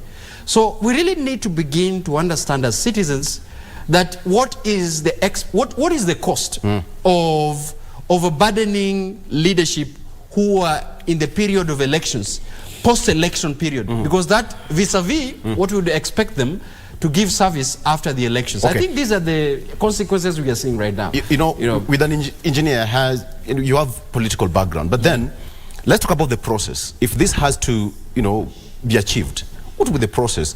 Do we have to, amend some part of the constitution because CDF is enshrined in the constitution? MCAs are also fighting for their own kitty for the ward development. What would happen? Does it mean that the CDF will be amended? The CDF Act will be amended. The County Development Fund will also be amended, or the entire constitution, or Parliament will also have to take a role in this to play. I want to remind you of something that happened in 2019. Punguza Mizigo. Punguza Mizigo, yeah. Punguza Mizigo, which I was part of, led by Third Way Alliance, had proposed through a referendum that we shall replace the Constituency Development Fund with a Ward Development Fund, over 100 billion per ward. We have over 1,450 wards, meaning every year we would be spending 145 billion Kenya shillings towards taking money to the ward levels, meaning, and that money will solve the issues of the devolved functions. Today we have 100 million plus to the Constituency Development Fund. What does it do? It goes to build police stations, chief offices, building classrooms, and providing bursary for education. Only those 4 areas. What does the MCA or the county government require to do? They have 14 devolved functions with no money in terms of a developed kit. Yet this person at the constituency level has only 4 areas to put this 100 million. Yet the MCA has nothing. Yet is required to be performing as equal as an MP. So we were saying, if we go through a referendum, and we were there, it's only the MCAs of that time, they failed us by shooting down the Punguza Mizigo bill, which had already got 1 million signatures. It was supposed to be passed at least by 24 counties, and even if it was rejected by Parliament, we would have gone to a referendum. And that's the only way we can be able to change. But if you're going to go through Parliament, it will never happen. It will never happen. What was the feeling from members of Parliament? If Kenyans can go through the BBI initiative, the Punguza Mizigo, or any other initiative led by Kenyans, you can change. So ideally, it should take a referendum. It has to be people-led initiative, because it's the people who are abandoned. Today, 100 million for an MP is only for bursary, for all those things I've mentioned. If we invested in the Ministry of Education to provide free, affordable, and quality education, where would there be need for a bursary from CDF? If the IG, who has now an independent budget, can go and build enough offices for his policemen and police stations, where would we need an MP to build that infrastructure? So where will be the need for CDF? But there is a serious need for a kitty at the ward level, because that's where we have health issues, we have water issues, we have road issues, we have environment issues. Right now it has rained. All the wards are having challenges of climate change because of the heavy rains. We have food security issues. Those are devolved functions. That is where the money would go. So in terms of what the ward money would do, there is a lot of work. But in terms of what CDF is doing now, it's just a duplication of what the Ministry of Education and the Ministry of Interior is doing. Let me give you some quote here. No, but just before we get into that one, and respond to that, Daniel. The only concession can be to raise the pay just a little. The disadvantage is that their job doesn't need a degree as a minimum qualification. Jobs that require a degree are valued from that basis. So they have got a salary of 144,000, they don't have development kitty. Just an example. From my ward count, from where I come, my member of county assembly did not make it back. And the reason? Gentleman X did not prepare this road. He did not do anything with this road. That was the clarion call. We used to call him, we did a grader, we talked to the public works, we did a tractor here and there. He was nowhere to be seen. a member of parliament will only appear in a constituency probably once or twice a month, or probably, you know, just having trips and what have you. But when you look at the kind of work MCAs have, they are their first point of contact. A majority of Kenyans down in mashinani have realized that the only person who is available, and I will never go to Nairobi to attend Senate meetings and parliamentary meetings, is a member of county assembly. Yes, and you see, by that expression, which is a wrong expression, you see, that is not a constitutional provision of member of county assembly. I think we also need to understand, and this is why I am perturbed, because painfully, as you're saying, that some members of county assembly did not make it back. But the reason being is that a little probably of local politics there, with misguided notion of what are the roles of the members of county assembly, definitely knocks out, members of county assembly, unfortunately. Now look at exactly what you've mentioned. Constitutionally, what are the roles of county assembly, members of county assembly? Is actually what does his roles begin in the county assemblies? Is it just similar to what the senator or what the member of county assembly does at the National Assembly and at the Senate? Legislature, oversight. But I think we are politically wired in a country, and this is historically, looking at our historically politics, is where in the Moi regime, for example, there was a lot of development that are devolved that confuses. If for example the councillors had got an authority to do development, but equally an authority of legislating, but you see the constitution by nature took away the development bit from the members of county assembly and left the legislation bit. But the citizens have not understood that transition, unfortunately. And this is why you probably are pained. And the reality is that sometimes the members of county assembly struggles to explain. But in the explanation may land to deaf ear, because if a road needs to be repaired in the local, in your localities, where would the citizens go to? Is the member of county assembly? Does the MCA tell them that this is not my constitutional role? It's actually, they will not probably understand. They will not probably understand that. And for you, and what I have seen the members of county assembly do is, is that desperation, probably to get to the governor, probably to get the national, government, to bring down probably graders there. And they would probably ride into that opportunity to make sure that you wanted this and I brought this. And probably is through his lobbying that really has to happen in the counties. That really has to happen in the ward levels. And I think it's important, and I agree with what Engineer is saying. Some of these things are lost because our leadership probably are fine into the mix of explaining their particular Let's just take a quick break. It's 2 minutes past 8. Let's take a break. When we come back, I want us to talk about the issue of, the bipartisan talks resume this week. And of course, they're having their first sitting tomorrow. Some issues to take and leave is either to go the parliamentary way or not, and just have their scope of discussion moving forward. And I still want us to talk about the issue of taxation, quite touching to every Kenyan. Let's take a break. We'll be right back. Daniel Orogo and Christmas Wathimba in studio shortly after this.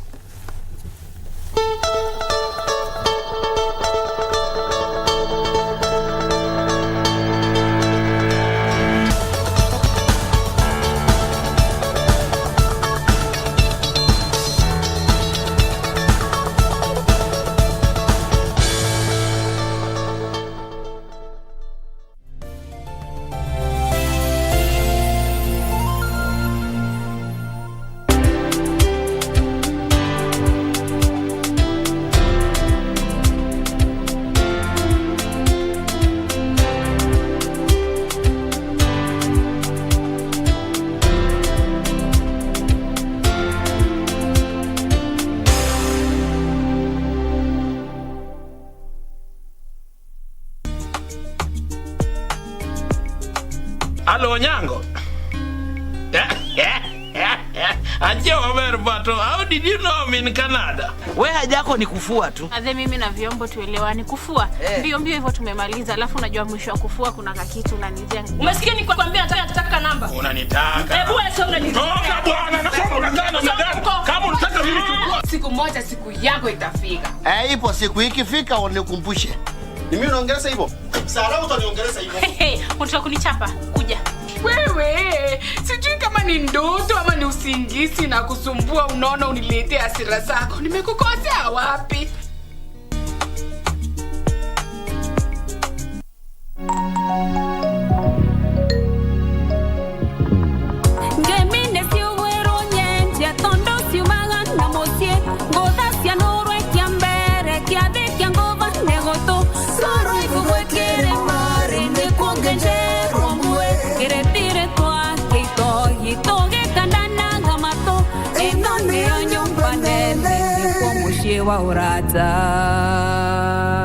Ngemi FM 103.5. Welcome to Take on Tech. This is the show that keeps you updated on everything you need to know about technology. First of all, the women that are already in tech should be empowered. I've actually studied electrical and electronics engineering, telecommunications option. So basically I'm in the tech sector. The government should empower the girl child in a way that they should venture so much into ICT. There's never a dull moment with us. Tune in every Monday from 10:30 p.m. only on KBC Channel 1. Every Monday evening, we take you back where the action happened live. We'll let you know what you missed, even if you were present. And our goal is to continue supporting our own. From the latest celebrity buzz, fashion, music, and all manner of youth talents, the Grapevine cameras rove all week to bring you the latest in the enormous entertainment scene. Watch Grapevine every Monday at 10 p.m. and the rerun on Tuesday at 2 p.m. only on KBC Channel 1, baby. Engage us on Facebook and Twitter, #Grapevine on KBC. Let us know what is happening in your area code, because you know what they say, if you did not see it on Grapevine, then it most probably never happened. Bah! Ain't nobody gotta tell you what you gotta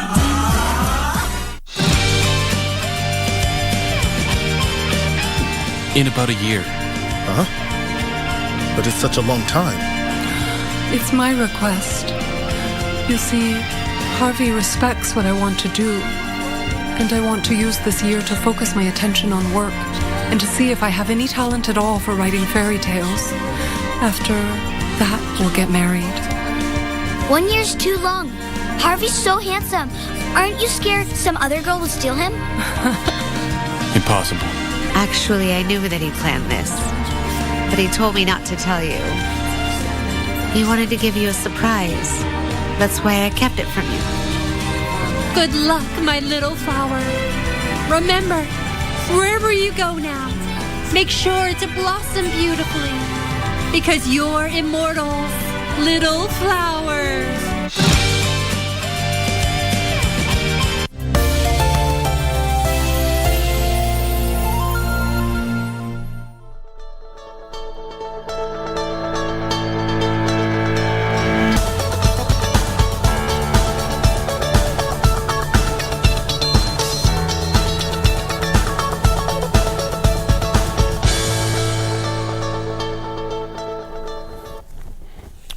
And welcome back.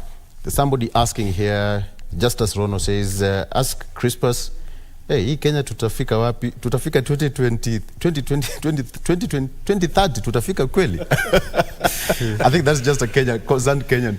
No, I think tutafika 2030, I mean, as a nation, you know, what will happen? Kenyans have a country they desire, yeah, and there's a country they go to elect people to lead, and then there's a reality that they sink into after an election. Kenyans elect people to bring development to them, but they don't match that expectation in terms of providing the resources. And when they are told to bring those resources, they complain. Yeah. And sometimes those resources are also channeled to the wrong people. You mentioned that an MCA salary is pegged on a degree or the qualifications they have. Today we have cabinet secretaries who don't have degrees, and they are doing a good job at the national level, earning a good salary. Yeah. So therefore, the salary of an MCA should be pegged on the responsibilities, not the qualification or education qualification that they have. And therefore, I want to remind Kenyans that it is important that as you go to that MCA to ask for certain needs to be met, have you matched the needs you want him met with the salary of or kitty that you've provided him as a country? Yeah. And therefore, if there will be need for us to change the constitution to allocate more resources to the ward, then there has to be courageous Kenyans who will wake up one day, like we did in 2019 with Punguza Mizigo, and drive a constitutional change to make sure that we are able, because if we leave it to MPs, it will never happen. 50% of MPs are able to be re-elected. 90% of MCs are never re-elected, because there is a mismatch between what Kenyans expect of them and the reality they are able to deliver as leaders. Yeah. In Kenya, if you are elected today, you are required to bring development, whether it is in the constitution or not. And therefore, if it is not in the constitution that you are supposed to bring development, then Kenyans should not expect. But because they have expected us to do that, can we match that expectation with some resources, so that we can't be re-electing, churning out leaders, yet people are not able to deliver because the constitution or the resources are not provided to them. We need to have at least an MCA serving 2 terms to be able to start on what he promised and finish. Just the way a governor is able to be to perform 2 terms, a president and an MP. But we can't have MCAs being elected for 5 years and we are bringing new ones. That's not the way to govern this country. Continuity is very important. But gentlemen, I want to ask a question, and you'll also answer that, Crispus. The issue of reality, achieving, much as MCAs may have a valid reason, for them to have a development kitty for their ward development. So where do we draw the line between politics, Daniel, politics, reality, and blackmail? That yes, we are MCAs, we need this money, but it's not going to get political, it's not going to be used as blackmail, but they need it to be achieved as a reality, so that the common mwananchi can actually see that there is money for development in their respective wards and there is something being done with that money. Well, I think it's a very difficult balance and quite intriguing, because then engineers say that the probability of the realities between the National Assembly, members of National Assembly and members of the Senate, members of the County Assembly, is quite varied in terms of their re-elections or not. And actually the realities, because you're asking about the realities, with the money and with the funds that are within the disposal of the member of the National Assembly, it's enough. It's just enough for him to do quotes and quotes in development. Get in touch with the people, because according to what we are hearing is that when you are elected, what people expect is that you deliver, whether it is your constitutional mandate or not. And the citizens do not want to understand. What they expect is services, and I think this could be the beginning point, because for me, it could be difficult, Victor, to presume that is going to change, very soon, by members of County Assembly, keep on hammering to the citizens. This is not my role, because citizens have proven they really do not understand the constitutional role of these, leaders. But the issue is it real that there needs to be development in the county or not? The reality is that the further they devolve funds, the more services are to the citizens. As opposed to when they are left within the constituency level. But the process, the reality, and the constitutional requirements would take an initiative. For example, then who would initiate that process? That is what we really need to ask. Is it members of County Assembly through a lobby group that needs to begin a people-driven process, you know, to change the constitution? Or is it, you know, citizens of goodwill from any part of this country? Because that is also the constitutional provision, that if you have to initiate a constitutional amendment, anyone can do it. Remember why there was a quashing, the court quashing of the Building Bridges initiative was that the presumption that the head of state was the initiator of that process. And therefore, that is not constitutionally allowed. But if citizens from any quarters would be able to initiate that process, then the citizens are able to take it up. But even be it that is said and done, the reality is, as we speak right now, is that Kenyans, it will reach a point like the Punguza Mizigo and like the Building Bridges initiative, that they will look at who is the initiator of this particular bill, you know, because then they would forget that this is meant to address the basic issues that are affecting you. But it reaches a level where now Kenyans will begin to ask now, is it Kenya Kwanza or is it, you know, Azimio pushing for this particular bill? It becomes a process when, for example, you want to put it through the county assemblies and the 24-25. You understand some quarters members of county assemblies would be skeptical because the bill is not originated from the so-called the political affiliations. And that is the danger. That is the political landmines that we have. And that is why Punguza Mizigo made the landmines, because then we were asking who is the initiator. That is where Building Bridges initiative was politicized, because who is the initiator? You're making Christmas feel so good, because Punguza Mizigo was there. But the sad reality was that, you know, when it was in the county assemblies, people were asking, you know, it was shut down. But why is that it can be revived right now, you know, Christmas? Because, I mean, the Punguza Mizigo, Dr. Akuro Court was part and parcel of that, I mean, that movement. Can it be revived? The very things the county assembly forum discussion happened last week is fighting for are the very things that we told the assembly we are going to deliver through Punguza Mizigo. So we can still revive this initiative without Dr. Ekuru and the others, but by an ordinary citizen coming and say, I want to take this bill, maybe remove some of the things, but these two issues that are helping me in terms of development, let me push with it. It's possible. It has to be a people-driven initiative. That's all. It's not Ruto, it's not Raila, it's not Dr. Ekuru, it's not me. It is just an ordinary citizen. But do you think the MCAs have that muscle power to initiate that procedure, because it has to be people-driven agenda? If we take the momentum they have now that we are discussing these issues, and we are saying clearly the MCA is burdened, and the governors also need money. If we get a development kitty for the MCAs, it means we lessen the burden of the governor in terms of what expectations the MCA has on him or her. Meaning it's more money to the counties through a constitutional amendment. Okay. You know, which is fine. which is fine. Ideally, that is the best way to go. And that's what I'm saying is, if we are having over 1,400 members of county assembly that can unite and rally through a bill, okay, that numerical strength is enough, and it shows a political goodwill that the whole country, and through, because MCAs, if we have to look at the quality of representation, then we can validly say that members of county assembly over 1,000 can be justifiable to be representing a number of people, a number of Kenyans by that fact. And when that, you begin a process that is,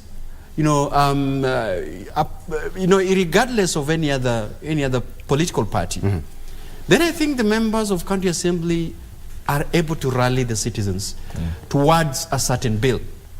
But be cautious enough that it reaches a point when the big guys at the big political parties call the shots. Yes. Especially when certain political advantage needs to be attributed to a certain political factions.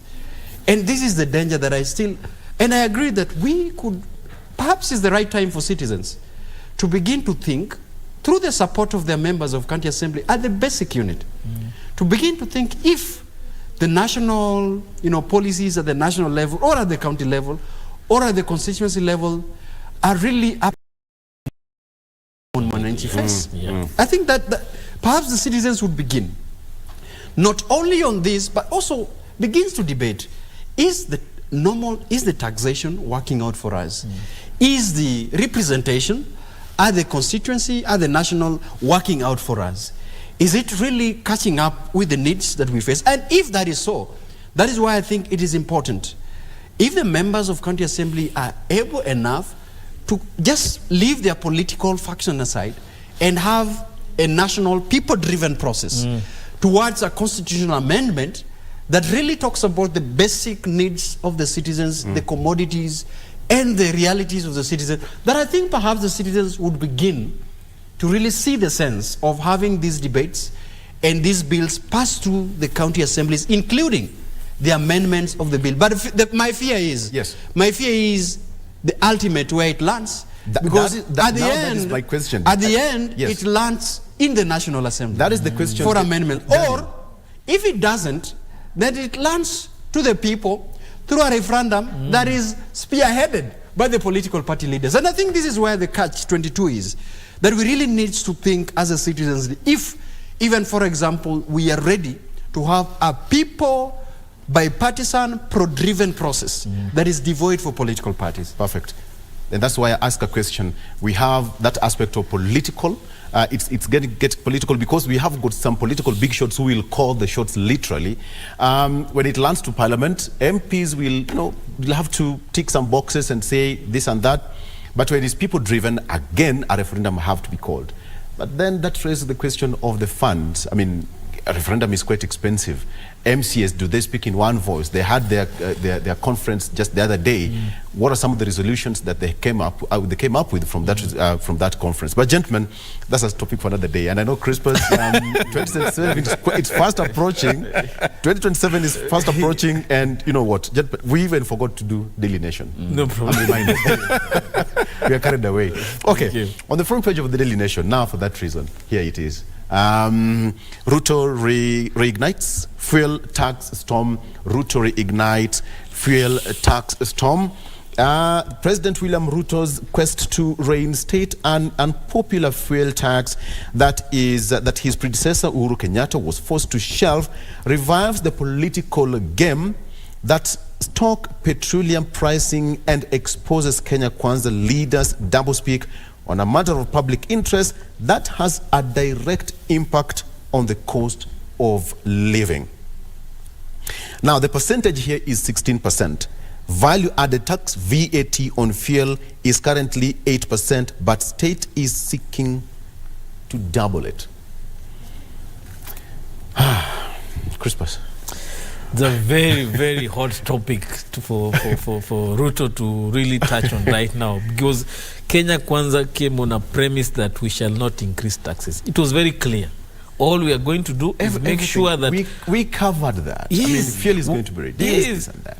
So the question of going back to add taxes, because IMF has told you, it's really swallowing your own words. And it's regrettable that we're having this as a headline topic for National Daily, because we were very clear in our mind that whoever will take leadership of this country, taxation or over-taxation will not be an option. The option was to find alternative ways to rejuvenate, to stimulate this economy, and it has been done. Kibaki did it. Can there be somebody within this administration who can bring that Kibaki economic methodologies that were able to revive this economy without taxing Kenyans? Absolutely. We cannot tax a country that is already burdened with so many challenges.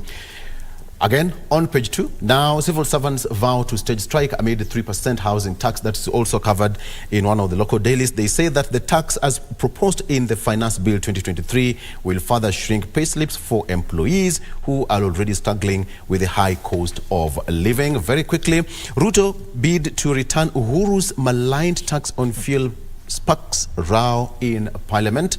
Yesterday, Matatu owners want commuters' fare hikes will be inevitable if the higher taxes are imposed. Definitely, it will have some ripple effect. I mean, an increase from 10 shillings to 20 shillings, that has a dent, I mean, to a Matatu owner. We all know what really happens. Mama Mboka will say, apana nyanya moja ni 25 shillings. And there's nothing you can do about it because of that. And as Kenyans, we receive and we react to things almost instantly.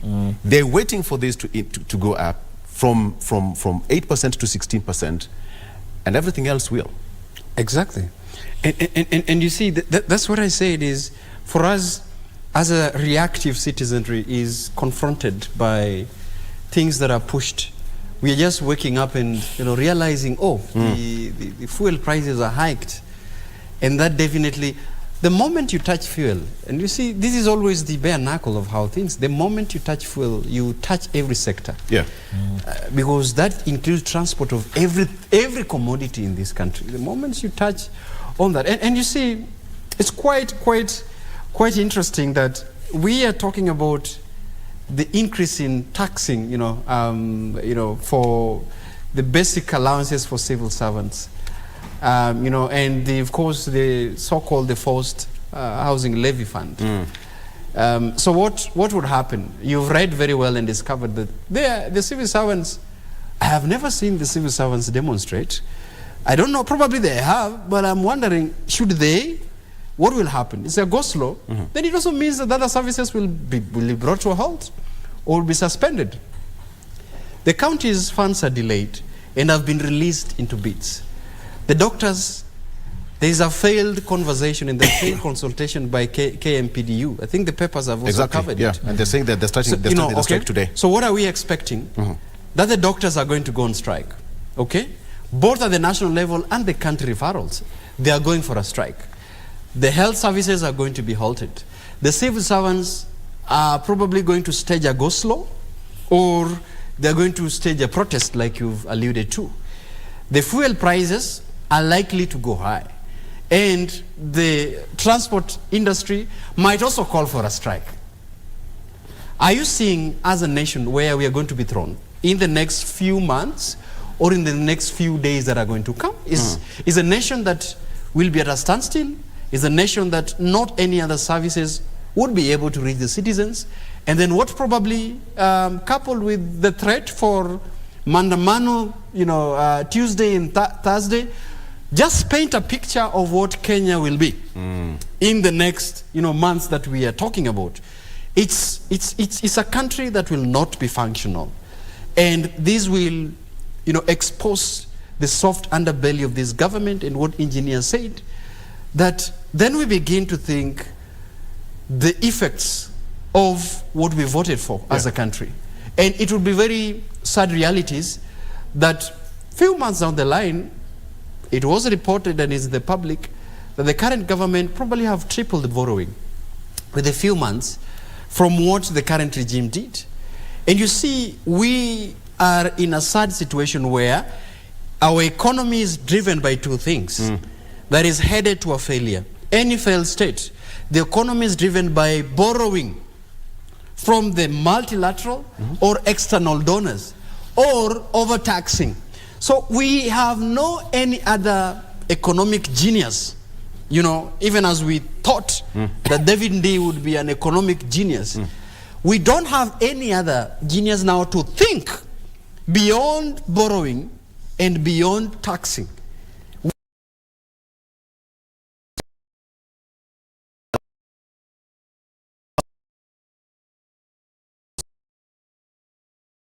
Onto, already porous pockets of Mwananchi taxpayer.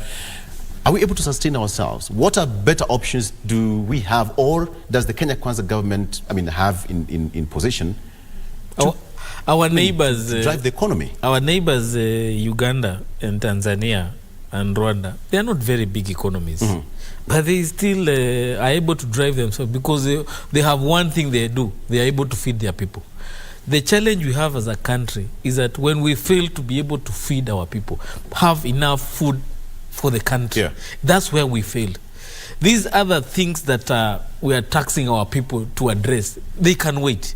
But the challenge we have is that in addition to all these taxes, we taxing so that we can buy food to feed our people. We need to find ways to increase our productivity as a country in a way that we don't have to spend a lot of money importing food. A lot of this fuel we are using to transport what is food, and people moving around to do economic activity related to providing for yourself. Yeah. So if you are able to produce as a country enough food that will not require people to move around and do all these activities, probably that's one way we can easily alleviate our burden economically that will not always trigger governments to come and tax us. So if we are able to look at the other regions, what are they doing to be able to feed their people without straining taxes, so that they are able to provide for their people? Then we can be able to address. Ethiopia is able to do that. Sudan, as much as they had issues, they have a lot of land where they're able to produce food. Uganda and all that. So I think as a country, we need to be innovative in the way we are able to address some of the urgent economic challenges. We also have a very huge wage bill. But does it commiserate with the services or the economic output that wage bill goes? If we are spending over 600 billion on civil servants, what is the economic output of those civil servants to the country? Are they able to, are they a burden to us, or are they able to generate in terms of the growth we require as a country? Then we have an informal sector that is not taxed. How best way can we use these civil servants to tax this informal sector so that we can also grow the economy? I think if we are able to tap on the areas where we are not able to generate the most economic output, then we can be able to build the country. Let's take a scenario. Two gentlemen, you're invited to the high table.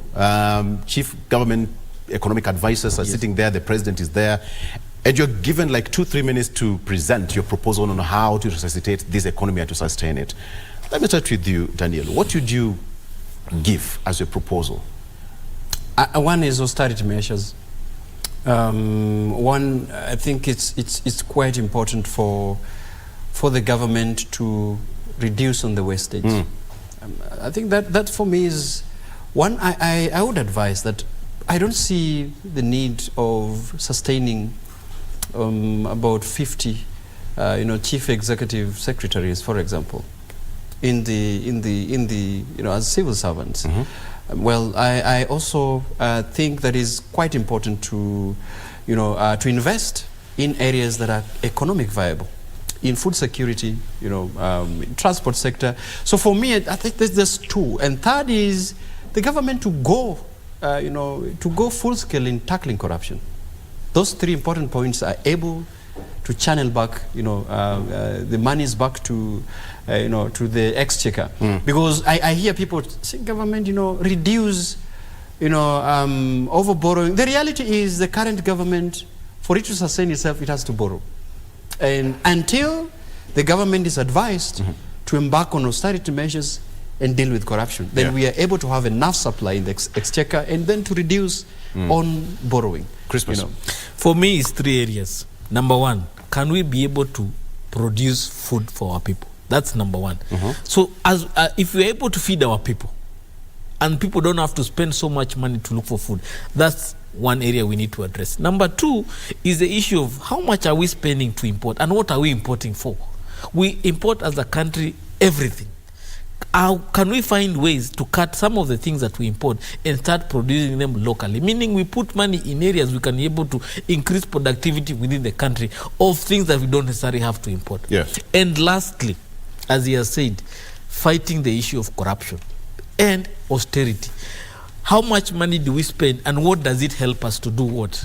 We need to look at those areas. We need to cut wastage, and number two, in the same breath, cut issue of corruption. Those are some of the things that we need to take away as a country. And lastly, we need to have a stimulus package for this country that is targeted on areas that are struggling to grow, that yet we have a lot of potential with. For example, the issue of sending laborers out of the country. That's where we need to put money. Training, skilling our people so that they can go out there and be able to be employed and send us remittances. If we are having a challenges with our export in terms of agriculture, how else can we be able to improve that area so that we are able to help those sectors that we have always done very well but are struggling to be able to grow? All right. Okay. Fair enough, gentlemen. We are almost winding up, but I want us to tackle certain things here very quickly. The team, the bipartisan team is resuming their talks this week.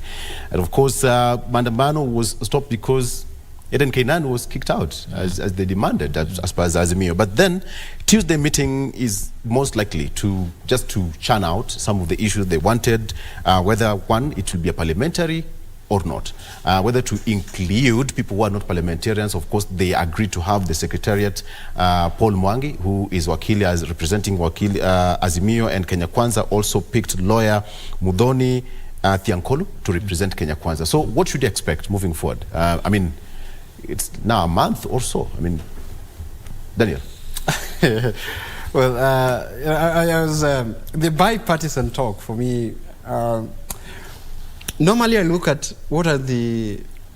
Is it something of a priority that deals with the 4 areas that Azimio gave?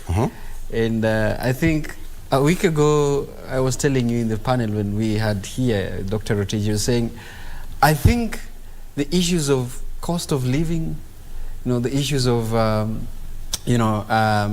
looking at, electoral reforms, and other things probably are not of a priority, because remember we had to go back and try to go back to the street because one representative was, or I think there are 2, Sadan Kainan and the Kosing, I think, that is a bone of contention in the representation and those who are representing. I think this is there's something else that is not of a priority to the cost of living, but the politicians and the 2 parties are probably. I think so. Okay. I am probably sure so, because we were asked, and Azimio asked for resumption of protest, not because there was a disagreement on the formula of restructuring the cost of living. It was on generally a representation of 2 people. But I think one thing that we need to look forward, I have not heard the fate of the former select committee. I don't know whether they were pushed out of the office, that their functions and their terms of reference ended by the bipartisan representation of 2 bipartisan parties. I think it needs to be clear to tell Kenyans what was the fate of the former select panel that was done in accordance to the Constitution, because that is a constitutional process. What happens to them? Because I told you the danger is that if they're not properly handled, then they would go to court because their selection was a constitutional process, as opposed to bipartisan process, which is not a constitutional process. But anyway, it's 2 parties agreeing. But moving forward, I probably expect that there could be an agreement on addressing the thorny issues. And my interest is then what is there, first of all, because the cost of living that we are equally talking about in this panel, as our first topic, what would be their proposal on the cost of living, and secondly on the critical issues that are affecting the election commission. And by the way, it is probably not the panel as the first priority in the electoral reforms. It is the review of the boundaries. Okay. All right. Let's take a quick break. When we come back, I'll give you 2 minutes each so that we can get our final remarks, as well as Dr. Engineer, for you to respond to that as well before we wind up. All right. So let's take a break. We'll be right back shortly after this.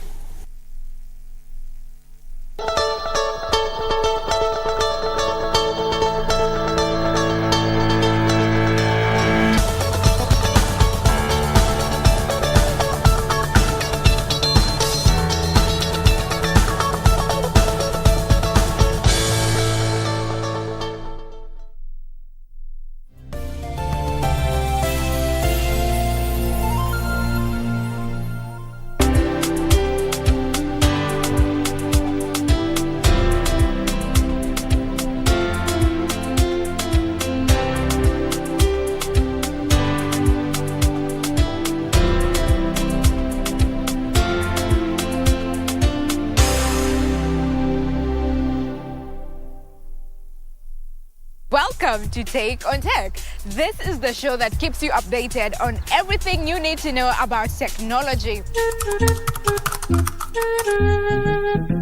First of all, the women that are already in tech should be empowered. I've actually studied electrical and electronics engineering, telecommunications option. So basically I'm in the tech sector.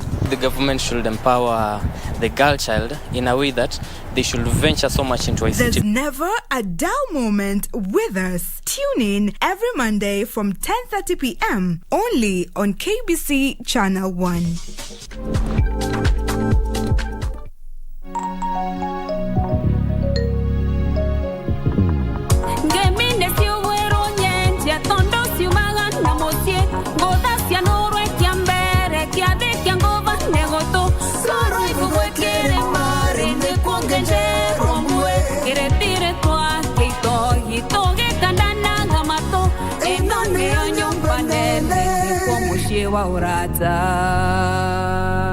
Ngemi FM 103.5.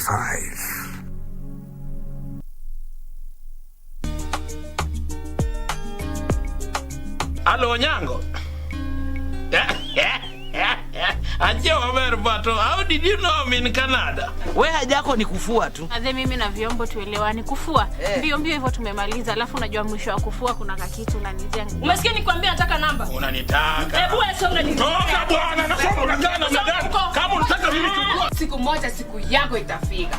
Ipo siku ikifika unikumbushe. Ni mimi unaongeleza hivyo? Sara utaniongeleza hivyo.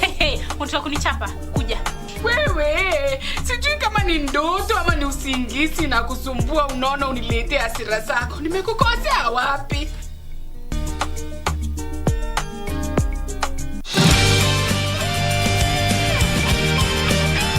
In about a year. But it's such a long time. It's my request. You see, Harvey respects what I want to do. And I want to use this year to focus my attention on work and to see if I have any talent at all for writing fairy tales. After that, we'll get married. 1 year's too long. Harvey's so handsome. Aren't you scared some other girl will steal him? Impossible. Actually, I knew that he planned this, but he told me not to tell you. He wanted to give you a surprise. That's why I kept it from you. Good luck, my little flower. Remember, wherever you go now, make sure to blossom beautifully, because you're immortals, little flowers.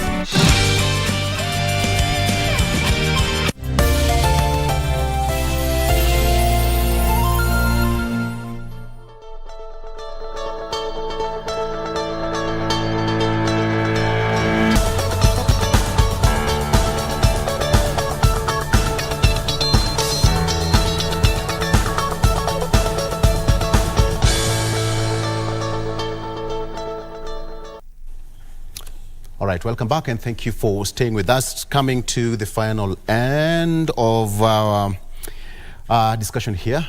Crispus, your take on the bipartisan talk that we resume. They have got touchy matters to handle. For me, I think from the text, the outcome of the text, probably I expect them to go slow on the IBC issue to allow for more consultation across the parties. On the issue of the server, I don't think the server will be open. That one is a gone issue. Yeah. On the issue of economic challenges the country is going through, in text probably they'll say we have agreed to find ways of addressing the economic issues. But what I want to tell you in what is not on text is that certain economic interests will remain protected as they are today, while others, there'll be a compromise. Because the whole Maandamano was about the system, as it were, in the previous administration, trying to protect itself. And yet this government came in and they also had their own economic interests to build upon. And there was that conflict. So I know certain sectors will suffer, especially issues to do with food. Millers will be paid, probably the subsidy, people who have been complaining will be paid. People who are supposed to be paid the subsidy for fuel will be paid, which this government had refused to pay. Such things, there are certain economic interests that were pushing for the Maandamano, which will be sorted out. But overall, I don't think much in terms of benefiting Kenyans will come out of this bipartisan. A quick question to you, gentlemen. Azimio proposed that they needed this team to be expanded outside Parliament. But Kenya Kwanza maintained that no, it has to be purely parliamentary, and that's it. What do you think is going to happen? Because this is one of the Turkey matter they are going to handle from tomorrow moving forward. Daniel, who is going to blink first on this? I think the proposals to handle it, to handle it out of the Parliament, it's and you see it already started meeting some hurdles. The moment Azimio had proposed for that mechanism. One is because the fear that you see the Parliament is majority is already within Kenya Kwanza.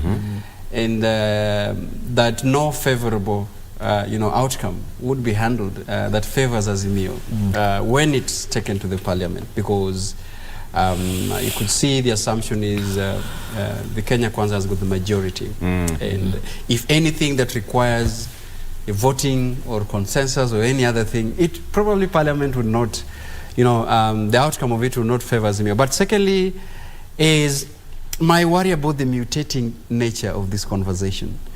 The idea that it should be like Kofi Annan-led process, and pundits are asking for the Kofi Annan-led process. There was already a presumed outcome.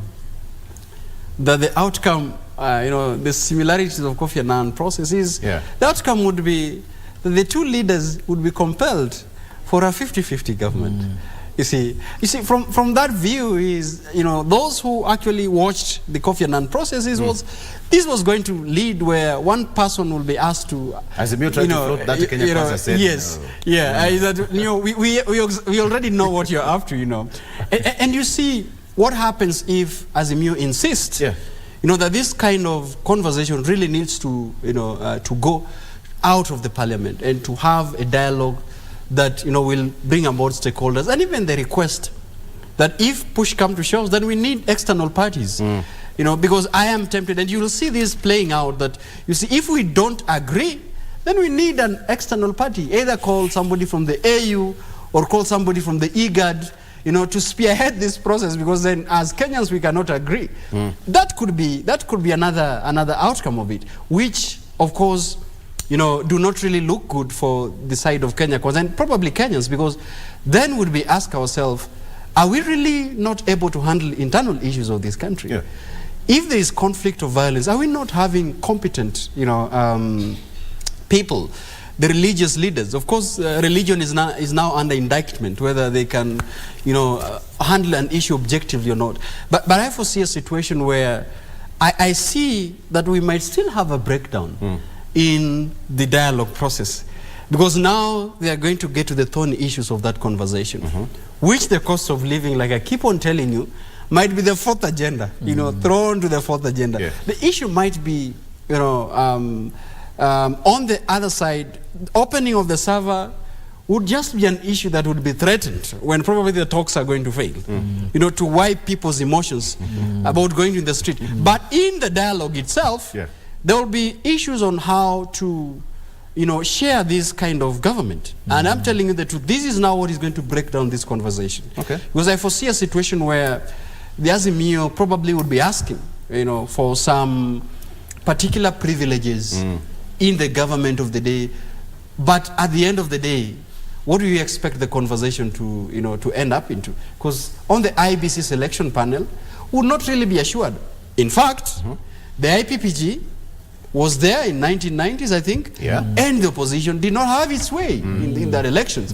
It was here in 2013, the Isaka San Commission was equally sent home because of the Jubilee, and I think NASA had to agree to send the commission home. The outcome of election did not favor any political functions. What guarantee do we have that even this one, when we have the selection panel, would favor one political party? So I think it will not really be an issue about the selection panel at the end. Gentlemen, tumaliza hii kitu. Tunasema hivyo. For me, I just hope that at the center of these talks, the needs of Kenyans take priority. If they are able to find a dialogue that can be able to address not all of them, but some of the issues, aside from looking at their own interests, because they have to look at their own interests, but at least some of the Kenyan challenges that we are going through are able to be addressed, I will be happy. But that's a story for another day. We just hope and pray. But in case it goes outside Parliament, the man to worry is Gachagua. Because if you look at the numbers that Raila has as a person, you've opened another set of discussions. Let me just say, Gachagua is a man to worry because Raila has over 5 million votes of his own. A handshake or a grand coalition or some form of alliance between Ruto and Raila, Gachagua is finished. Even 2027, Ruto will not require Gachagua. So if it goes outside Parliament, Gachagua should just worry. We'll discuss this another day. Can we just hold that? Can we just hold that for our next discussion? And I promise you'll be here next week on Monday. I promise. Christmas will be here on Monday, and that is our next topic of discussion come next week. Amen. Verification we'll do that. Having a handshake, whatever. Whatever. All right. Okay, gentlemen, thank you so much for joining us. It's been... we've done more than we were supposed to do.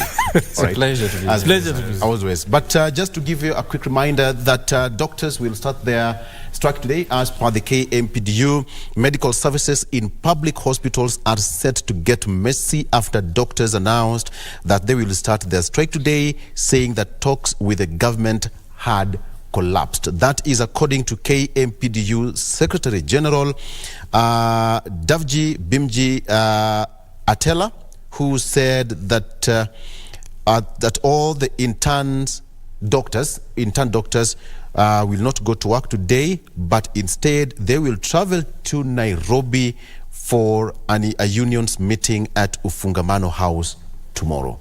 So the strike is on as per the KMPDU unless stated otherwise. And just to tell you that you need to get ready for that, because we don't know what will happen and how long it will take. To all the students going back to school, we wish you all the best. Crispus, Daniel?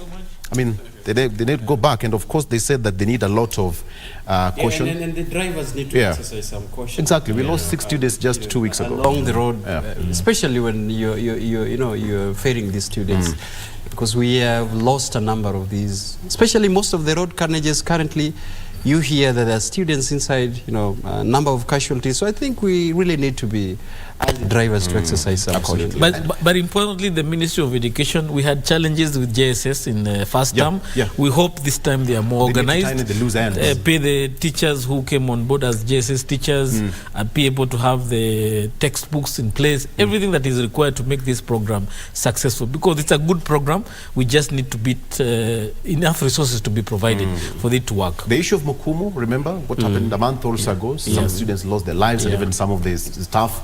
I mean, it's upon the school to make sure that the food stuff that has been there, beans, maize, rice that have been there for quite some time. We all know the effects of aflatoxin. I mean, just discard of them.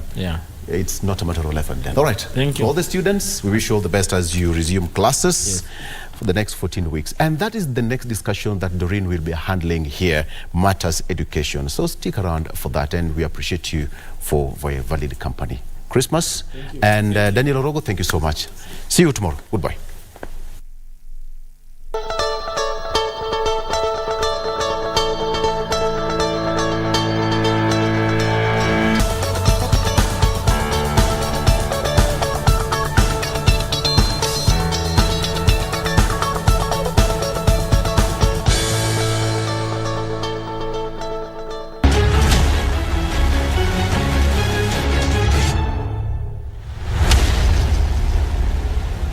Robert Gishangi Kabage's ambition in life was to be a teacher, so he went ahead to get an untrained teacher job in Nyeri at St. Paul's Seminary right after his A-levels.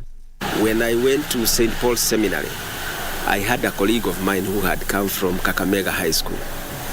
And this colleague of mine had a challenge in one of his feet had a challenge.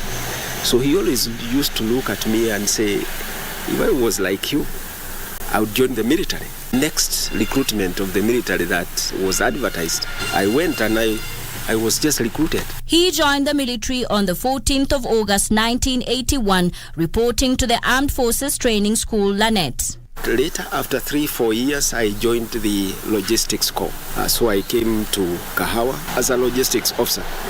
And I went through the logistics line up to the highest appointment within the logistics. I was the corps commander of the Kenya Army Logistics Corps.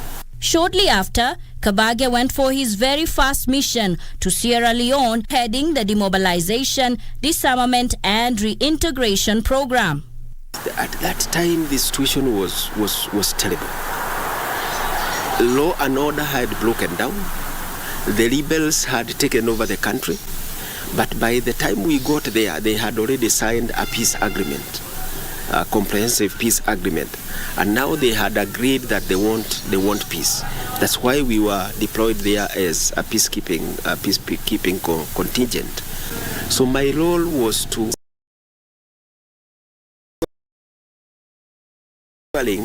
or making sure that I prepare those combatants, all those people who are involved in fighting, to lay down their arms and be reintegrated into the society.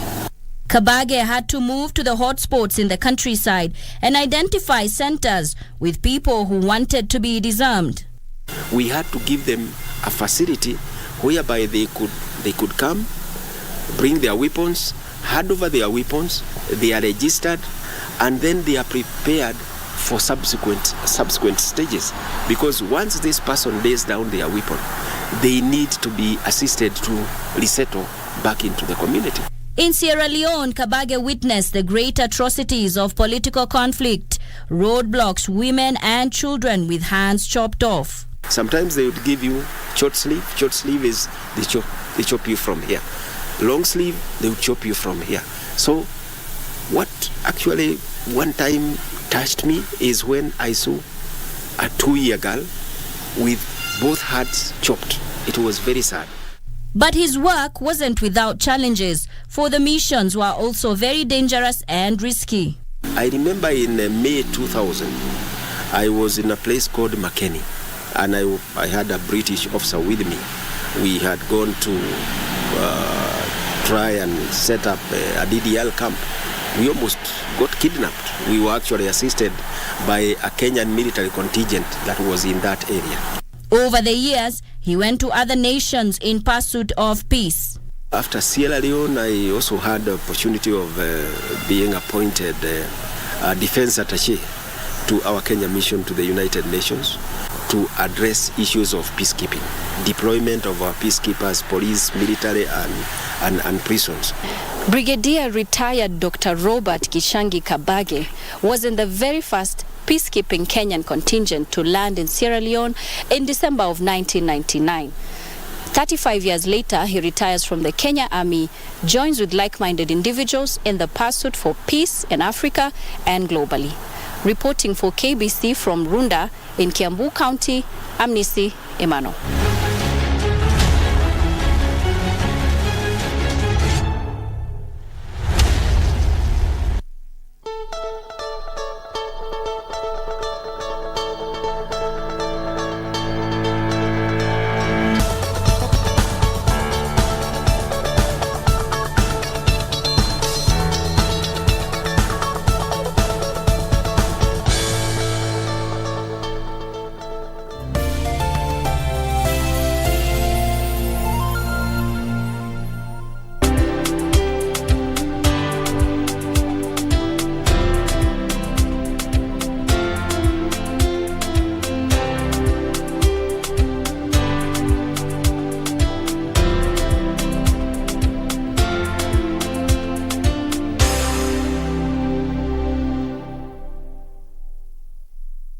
Every Monday evening, we take you back where the action happened live. We let you know what you missed, even if you were present. And our goal is to continue supporting our own From the latest celebrity buzz, Fashion, music, and all manner of youth talents, the Grapevine cameras rove all week to bring you the latest in the enormous entertainment scene. watch Grapevine every Monday at 10 p.m. and the rerun on Tuesday at 2 p.m. only on KBC Channel 1, baby. Engage us on Facebook and Twitter, #Grapevine on KBC. Let us know what is happening in your area code, because you know what they say, if you did not see it on Grapevine, Then it most probably never happened. Bah! Ain't nobody gotta tell you what you gotta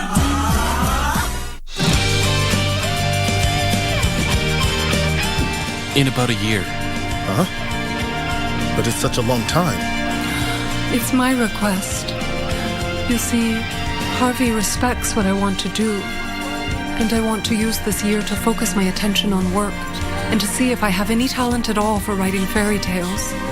After that, we'll get married. 1 year's too long. Harvey's so handsome. Aren't you scared some other girl will steal him? Impossible. Actually, I knew that he planned this, but he told me not to tell you. He wanted to give you a surprise. That's why I kept it from you. Good luck, my little flower. Remember, wherever you go now, make sure to blossom beautifully, because you're immortals, little flowers. Welcome to Take on Tech. This is the show that keeps you updated on everything you need to know about technology. First of all, the women that are already in tech should be empowered. I've actually studied electrical and electronics engineering, telecommunications option. So basically I'm in the tech sector. The government should empower the girl child in a way that they should venture so much into ICT. There's never a dull moment with us. Tune in every Monday from 10:30 p.m. only on KBC Channel 1.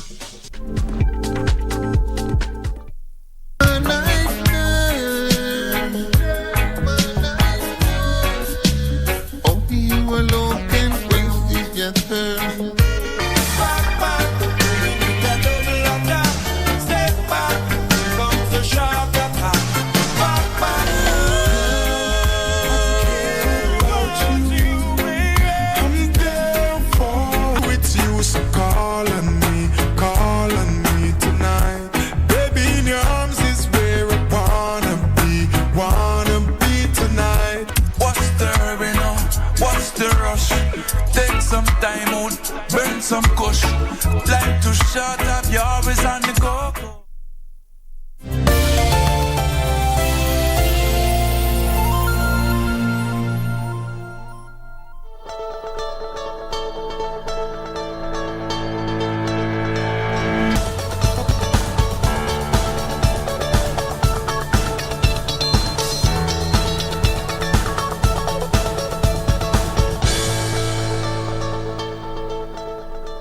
Exactly 9 on the nose. We navel gaze on family matters right now for the next 50 minutes or so, and we look at back to school. Learners are resuming their learning for the second term. This is after the 2-week break, a term that is expected to have 14 weeks with half term somewhere around towards the end of June. But right now we look at some of those issues as they resume learning. There's been non-payment of JSS teachers since January. To what end might this be hampering learning, particularly for the grade 7 learners? We look at also issues of children heading back to school amidst the high cost of living. What does this portend for parents even as we speak? That and so much more form center of our discussion. And for the same, I have created FaceTime with Catherine Karira, who is youth and a teens mentor. And there's this mantra you said, Catherine, before we came on air. I'll say it. My passion in life is to make our children know before they wish they knew. No, yeah, I was looking for that. Know before they wish they knew. Yes. And you have a package there just right next to you. Right. And we'll come to that momentarily as we continue this discussion. Okay. But where I really want us to start, Catherine, is basically on the safety of learners. Right. There's a lot to discuss even as they go back to school. And I mentioned a bit of that when we were beginning. But then safety because of actually safety on the roads. And this is coming out as a result of the number of accidents we witnessed a bit 2 weeks back when they were coming for this holiday break. And right now, especially when you go on the roads, the heavy kind of traffic we'll be seeing as we return back to school, quite heavy. So as you speak to this issue of safety of learners, to what angle would you approach it to? What needs to be done on the roads? I want to say safety first is safety always. I would call the drivers to get to know these are lives that they are carrying and not only life, a future generation. And they would want to make a lot of money, even hiking the fares to whatever destinations our children are going to. So what I want to tell every driver there is, if you rush, you crash. So they should not rush. They need to take the children back to school, knowing that there's life after this. Then again, also our traffic policemen need to be on the road. They should not be compromised at all.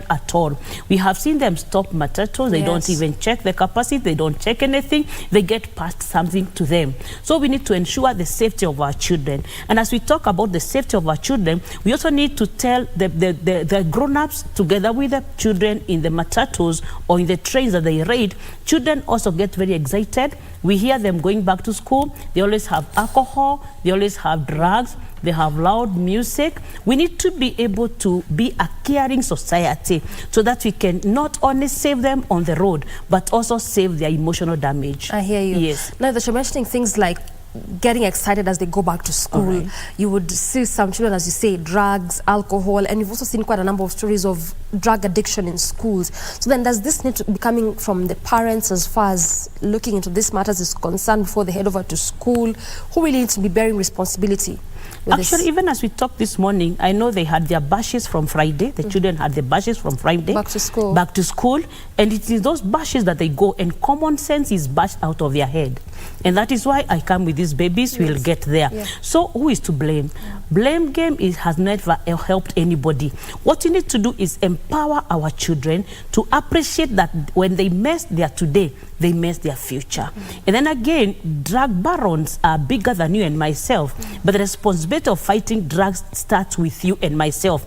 Parents, we need to be very vigilant. We need to have checked the shopping that our children did. We need to lift up even the tissue paper. You know, every tissue paper has a tube or a hole inside. We need to literally check what is there. We need to be very vigilant. Even on the bags for our schools, for our students going back to school, we need to check the handles of the bags. Have they been altered? We also need to check... This is now who? The parents? The parents, yes. We need to check the trousers, the panties, the bras of the girls, because we know they tie them and they hide them in very funny places. All what our children need to be told is that doing drugs is not cool. Drugs only make you a fool, and drugs affect their mental capacity, so they will underperform. Children, they are also fighting because they're saying, we've been home for only 14 days. We are going back for very many years. Very many years. They see them as years, but they are only weeks. They need to know we also did the system, and the numbers of the years in school are so short. After that, they'll have the whole life to themselves. Yes. I hear you. And as you talk about that, I'm just really reminded in my mind that indeed it actually does end after the 4 years of that learning. But also, as we stick a bit on the issue of safety, does this also need to come from the state, for instance, perhaps enforce more stringent policies? Because you remember some time back we had the Michuki rules. You really wouldn't carry extra passengers. You would ensure that you tie your safety belts. Right now, that's not the case. We have also seen some school buses carrying the common mwananchi, yet they're supposed to be carrying the school children from point X up to the school, but just as you said, to make extra money, make extra cash. So do we need some more stringent... We need that, and the beauty today is that all matatus have a circle. So the management of every circle playing whatever route need to have tighter discipline for their members, their drivers, and the matatu and the conductors so that we get to safety. As I said earlier, all our traffic policemen should be on the road because children are our only future and we are their hope for that future. And as again, I'm saying children get agitated wanting to go to school. They don't want to go, but they have to go. So they also tell the driver, can you drive faster on the road? And I said, if you rush, you crash. So what we need to do is be able to hammer so that we can harmonize the process on the road. And then again, the school buses that ferry our children to school, they don't have to exit beyond capacity. And even if you did 80 kilometers per hour, you get to school in good time. So parents ensure that you release your children early on time. And actually nowadays, I even tell parents, accompany your child to school, because we have heard of children that left home to go to school. They were in uniform and they never reached school. And we are asking ourselves now as parents, if your child tells you, I don't want to go back to that school, please do not ignore that voice. They are crying. Because as we sit here, we don't want to assume what the Supreme Court told us, that the LGBTQ have a right to associate. So there's a lot of gayism, a lot of bullyism and lesbianism in school. Could your child be saying, I don't want to go because they're running away from something? Do not chase them to go to school, please. And then again, for you child, you have a voice. You have a right to say no. And again, we are talking now this morning when already they are going back to school. And the good thing is, as they go back to school, they could be listening or they may not hear us today, but they'll hear it again. If you're very uncomfortable in the school that you're in, please do not commit suicide, because suicide is a horrible, terrible, permanent solution to a temporary problem. Ask for help. I hear you. And we'll elucidate a bit on this suicide matter, but there's something that you said which I want us to also unpack a bit. Like when a child tells you, I do not want to go to this school again. And there have also been quite a number of cases where children would say, I don't fancy this school no more. I don't want to go to this school anymore. But the parent will say, either this is the school they can afford or just go to school. But also, there's some truth to this not wanting to go to this school because of legit reasons. For others, it's just that they really want to disturb. They just do not want to go to school just because they don't want to. So as a parent, how do you decipher? Also, this coming on the backdrop of the high cost of living and the tough economic times we are experiencing as a country. Parents, if we don't sacrifice for our children, we are sacrificing our children. If we don't sacrifice for our children, we are sacrificing our children. Yes, there are those ones that feel I need to be transferred because of the word you said, it's not fancy. But children need to appreciate that education is their life. And the time in school is very short. As I sit here, I've been out of school for the last 40 years. So what you need to do is make sure that the school, we talk now to the principals and the teachers, let them care about the student in there. But again, there are those ones that are saying, I don't want to go to school, and they have all the reasons why they don't want to go to school. And we are talking now when they are going back. So parents, what you need to do is apply what I call my 4 C's, and I want to give you the 5th one now. You must be so connected with your child. When Doreen, you and myself are connected, we are able to augur well in life. As you connect, now you can be able to communicate. At that level of communication is when your child will tell you what is happening in school, what is not happening in school. Then you ask a question. When you communicate, you are able to correct them. You're able to tell them, yes, the school may not be fancy, but the school is a short term. Long term, you're going to benefit out of being in school well. Then after that, now we can be able to cooperate together in life. The 5th one is where now children can confine in their parents. And that's the biggest one. Yeah. Parents, today, when you hear your son, your daughter saying, I don't want to go to school, or even when you see them, they are withdrawing. As the days draw nearer to opening, they are withdrawing from us. You need to reach out. However, children are also very mischievous, and there's a lot of curiosity. I've just gotten an SMS today out of a girl that I saved. She had organized to run away with her friend. And now she tells me, Madam, it was good you told me not to run away. My friend has come back. She's looking rugged. She's so old. She has a baby. She's apologizing to everybody, saying, can you talk to my mother to take me back? So I want to tell our children, even as they go back to school, they are not stuck in that school. They are safe in that school. But also, how do you foster communication between parents and the learners, and especially for teenagers? Thank you. The good thing is teenagers did not wake up one morning to become a teenager. They've grown. They have grown all through. So what parents we need to do is make sure that we have a sense of humor as we parent. We cannot parent the way we were parented, but discipline manners we cannot compromise. I normally tell parents very easy, come to their level, speak to the children the language they understand. Come to this child's level. Yeah, do not just be there in the no mom, the one who says, the policeman. Talk to the child about themselves. How do you need that? If you are a Muslim and you have the Quran, what does the Quran talk about children? What does the Bible talk about children? And for me as a mentor, I normally tell them, parents, introduce your child to themselves. Yeah. If it's a baby boy, from beginning before he becomes a preteen, tell them why he's a baby boy. And the first question is, why are you a boy? They'll look at you and they say, I don't know. Just tell them your private part gives you identity. Come to their level. At that time, as they become preteens, also now throw in something called fear. I normally call it the 5 Fs. We have fear, we have faith, we have fight, and we have facts. So that now this child will know, okay, if I mess in life, I can get damaged because there are facts in life. Then again now, as we talk about communication with teenagers, tell them the youngest child, Doreen, to have a baby in the whole world was only 5 years and 7 months. That way you catch the attention. When you have the attention of anybody, you can be able to hammer as you harmonize. Yes. So begin as early as possible. But also, how do you balance it out? I have just said, and this in this conversation, Catherine, this will keep featuring because it is the truth. It is the reality. We are dealing with high cost of living right now as we speak. The economy is not as it needs to be or as it should be.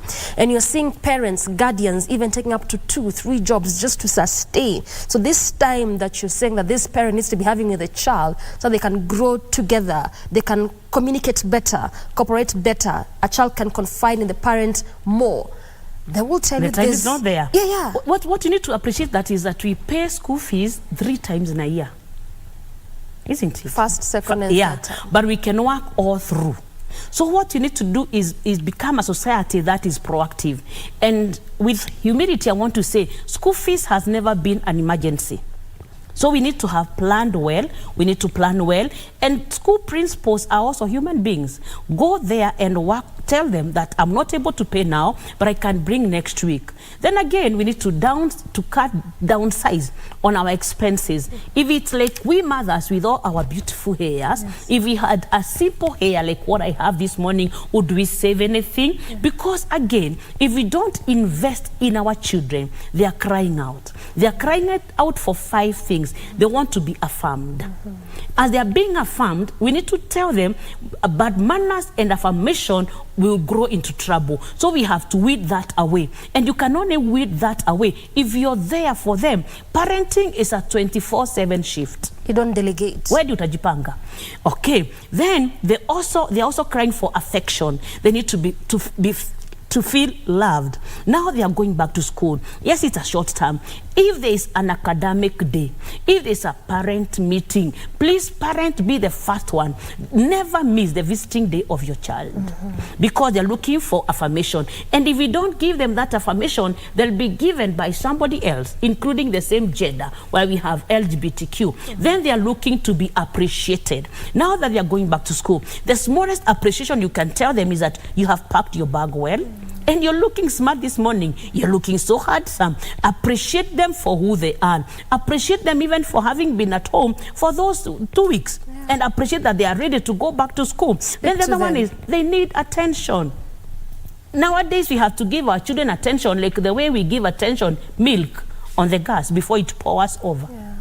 Then the other one is appreciation. We must need to appreciate them and accept them. Accept your child the way they are. When we see to talk about parenting, we never seem to remember this a slow learner who is not able to bring home any good grade. Parents normally tell me, ananiletea expensive E, nitapeleka wapi?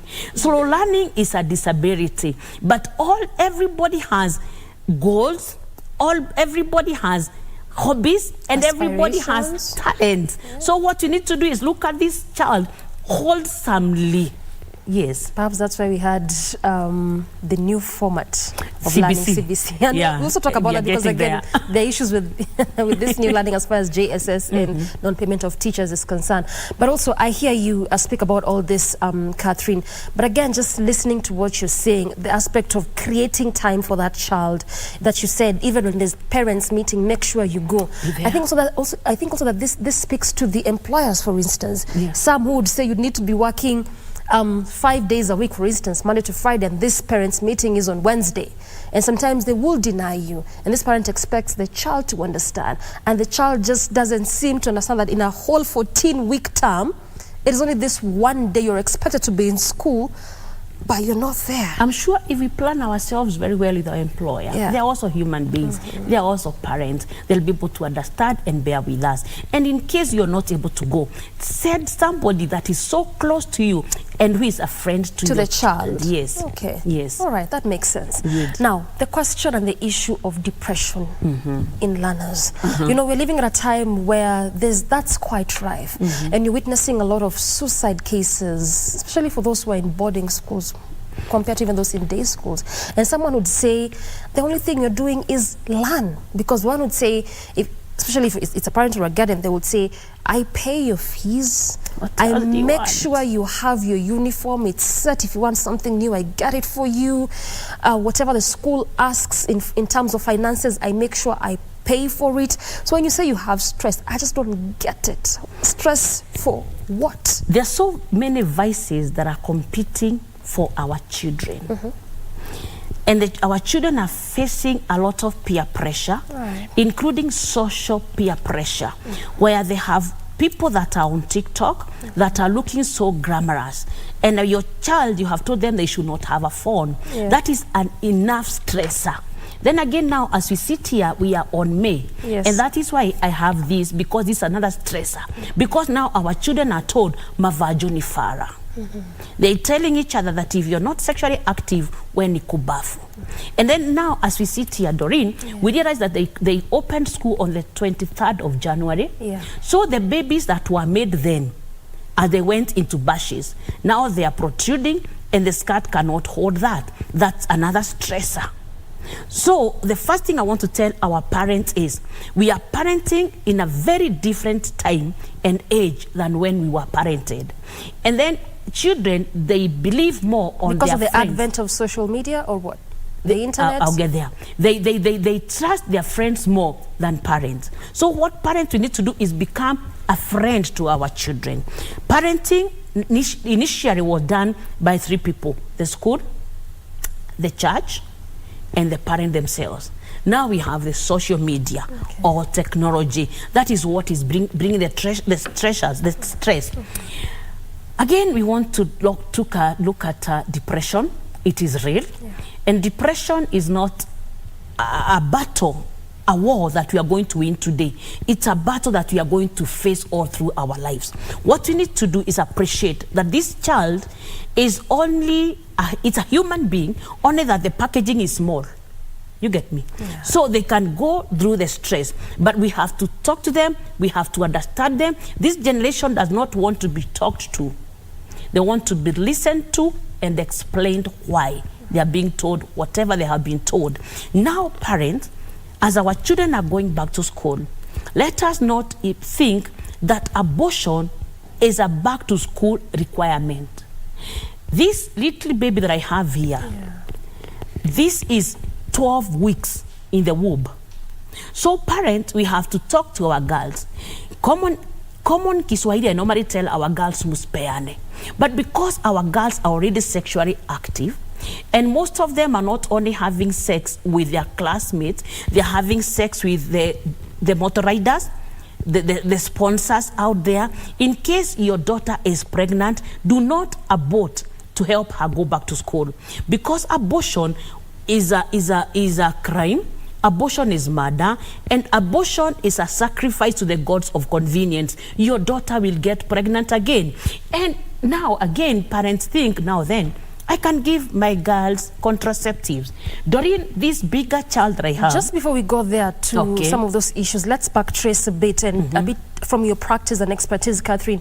Talk to me about the contributing factors to this. I know we keep talking about poverty oftentimes, and you've talked about, yes, they don't just get sexually active with their peers, but also the border riders sometimes. Some, they would actually do this because of gaining even finances and things such as this. So then, is this just a question of poverty, or there's something deeper than this underlying to some of these issues you want to It's not discuss? just poverty. There's something more than that. They are curious. And I've said they are facing... So we can never just peg this on poverty only. It's not poverty. They are also facing peer pressure not to be pure, where they're telling each other, Mavajoni Farah. And we parents, who wants to talk about sex other than Catherine Karira? We have kept quiet about it. And they know everything. We still think it's a taboo kind of conversation. They go and Google here, what is sex? Pornography will pop up. And when we have watched pornography, what happens? Our bodies also erect. They want to go and try it out. Children have 5 E's. They are normally very excited. So when they come and see, oh, sex can be done, they get excited. They want to experiment. They want to explore. They get defiled. Okay. Yeah. So there are very many things tying to it. However, poverty is a major contribution to it.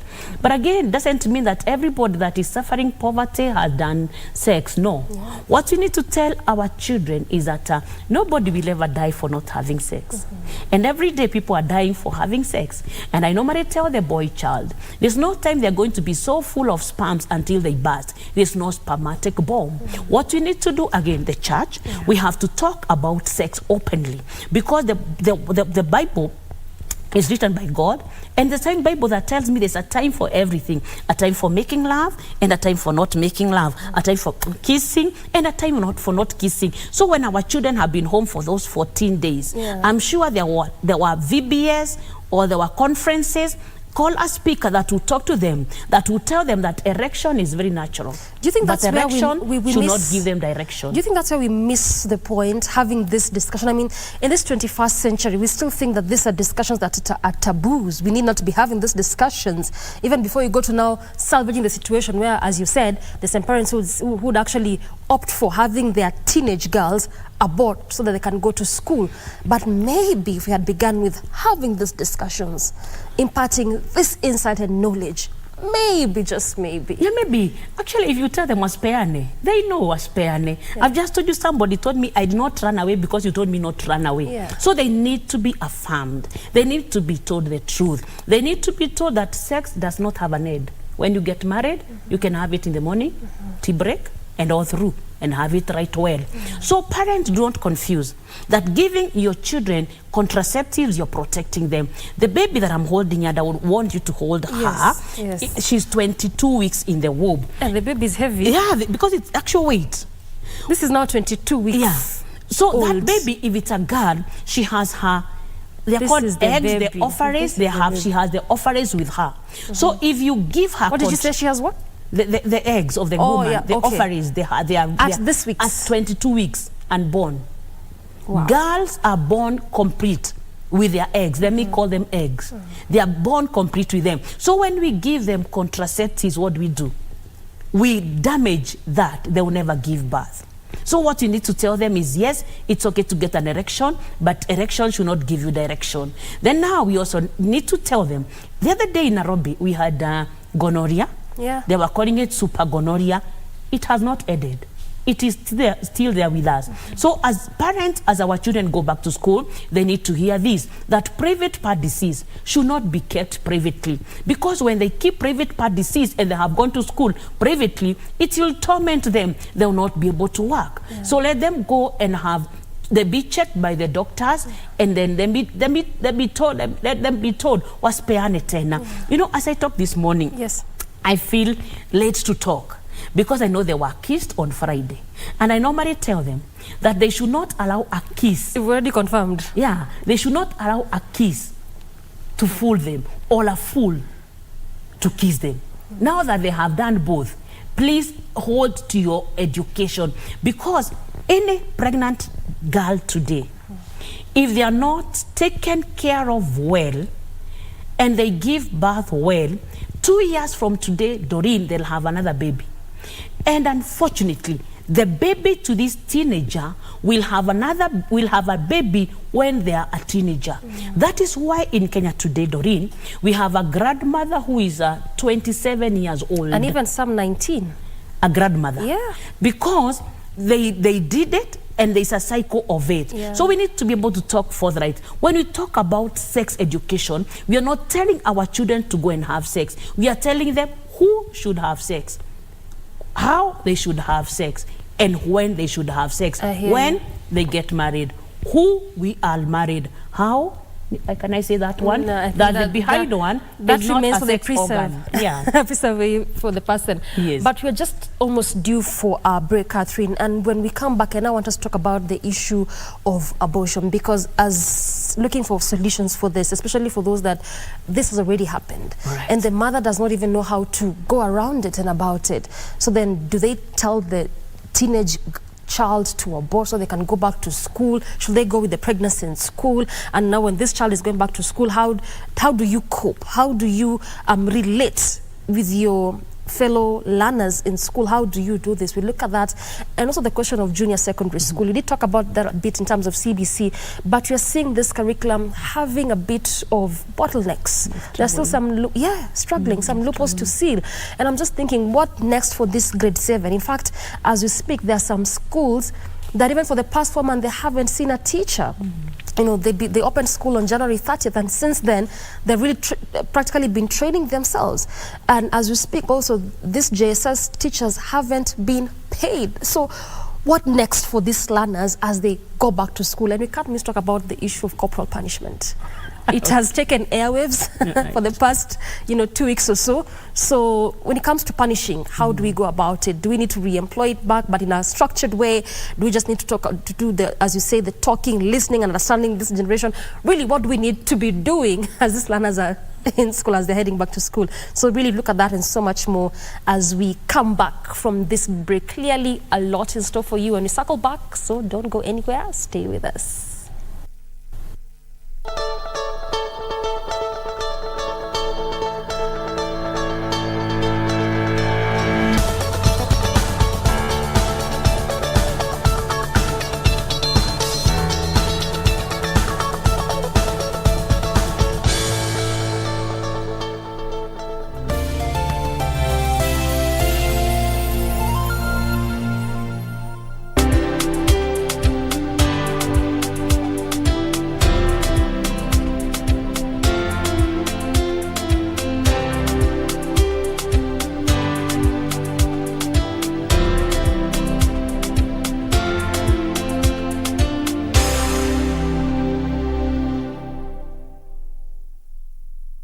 To get Skizatune Hail Mary, dial star 811 star 963 hash. Hail Mary, full of grace, the Lord is with thee. Blessed art thou among women, and blessed is the fruit of thy womb, Jesus. Holy Mary, Mother of God, pray for us sinners, now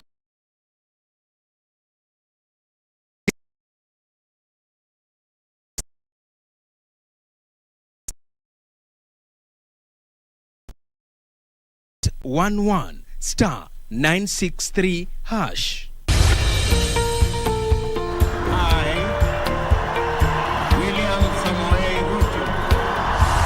After the dust settled on rigorous campaigns, Kenyans are waiting for elected leaders to deliver on their pledges. Have you used the hustler fund? Will your children sleep hungry when you can borrow 500 or 1,000 shillings and they have some food on the table? So the 500 you're giving me now is my purchasing power has literally been diminished comparing to probably even January or December. But how have the leaders performed so far? In terms of the amount of money that is being disbursed, the minimum being 500 shillings, how do you scorecard that? No, that I'll give it a 2 out of 5. 2 out of 5. 1 out of 5. I'll still give it 5 out of 5. Every week, we bring you an honest assessment of the national and county governments. What is the impact of the Hustlers Fund? There are people who borrow praying they don't have to pay back. For example, they pray that the owner dies. The Scorecard, every Tuesday at 10 p.m. on KBC Channel 1.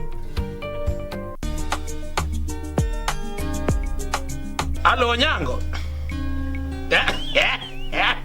How did you know I'm in Canada? Wewe haja yako ni kufua tu. Adhe mimi na vyombo tuelewani kufua. Mbio hivyo tumemaliza. Alafu unajua mwisho wa kufua kuna kakitu unanizia. Umesikia nikwambia nataka namba? Unanitaka. Hebu wewe songa ni. Toka bwana, nasema unakaa na madam. Kama unataka mimi chukua. Siku moja siku yako itafika. Ipo siku ikifika unikumbushe. Ni mimi unaongeleza hivyo? Sasa utaniongeleza hivyo. Unataka kunichapa? Kuja. Wewe, sijui kama ni ndoto ama ni usingizi na kusumbua unaona uniletea hasira zako. Nimekukosea wapi?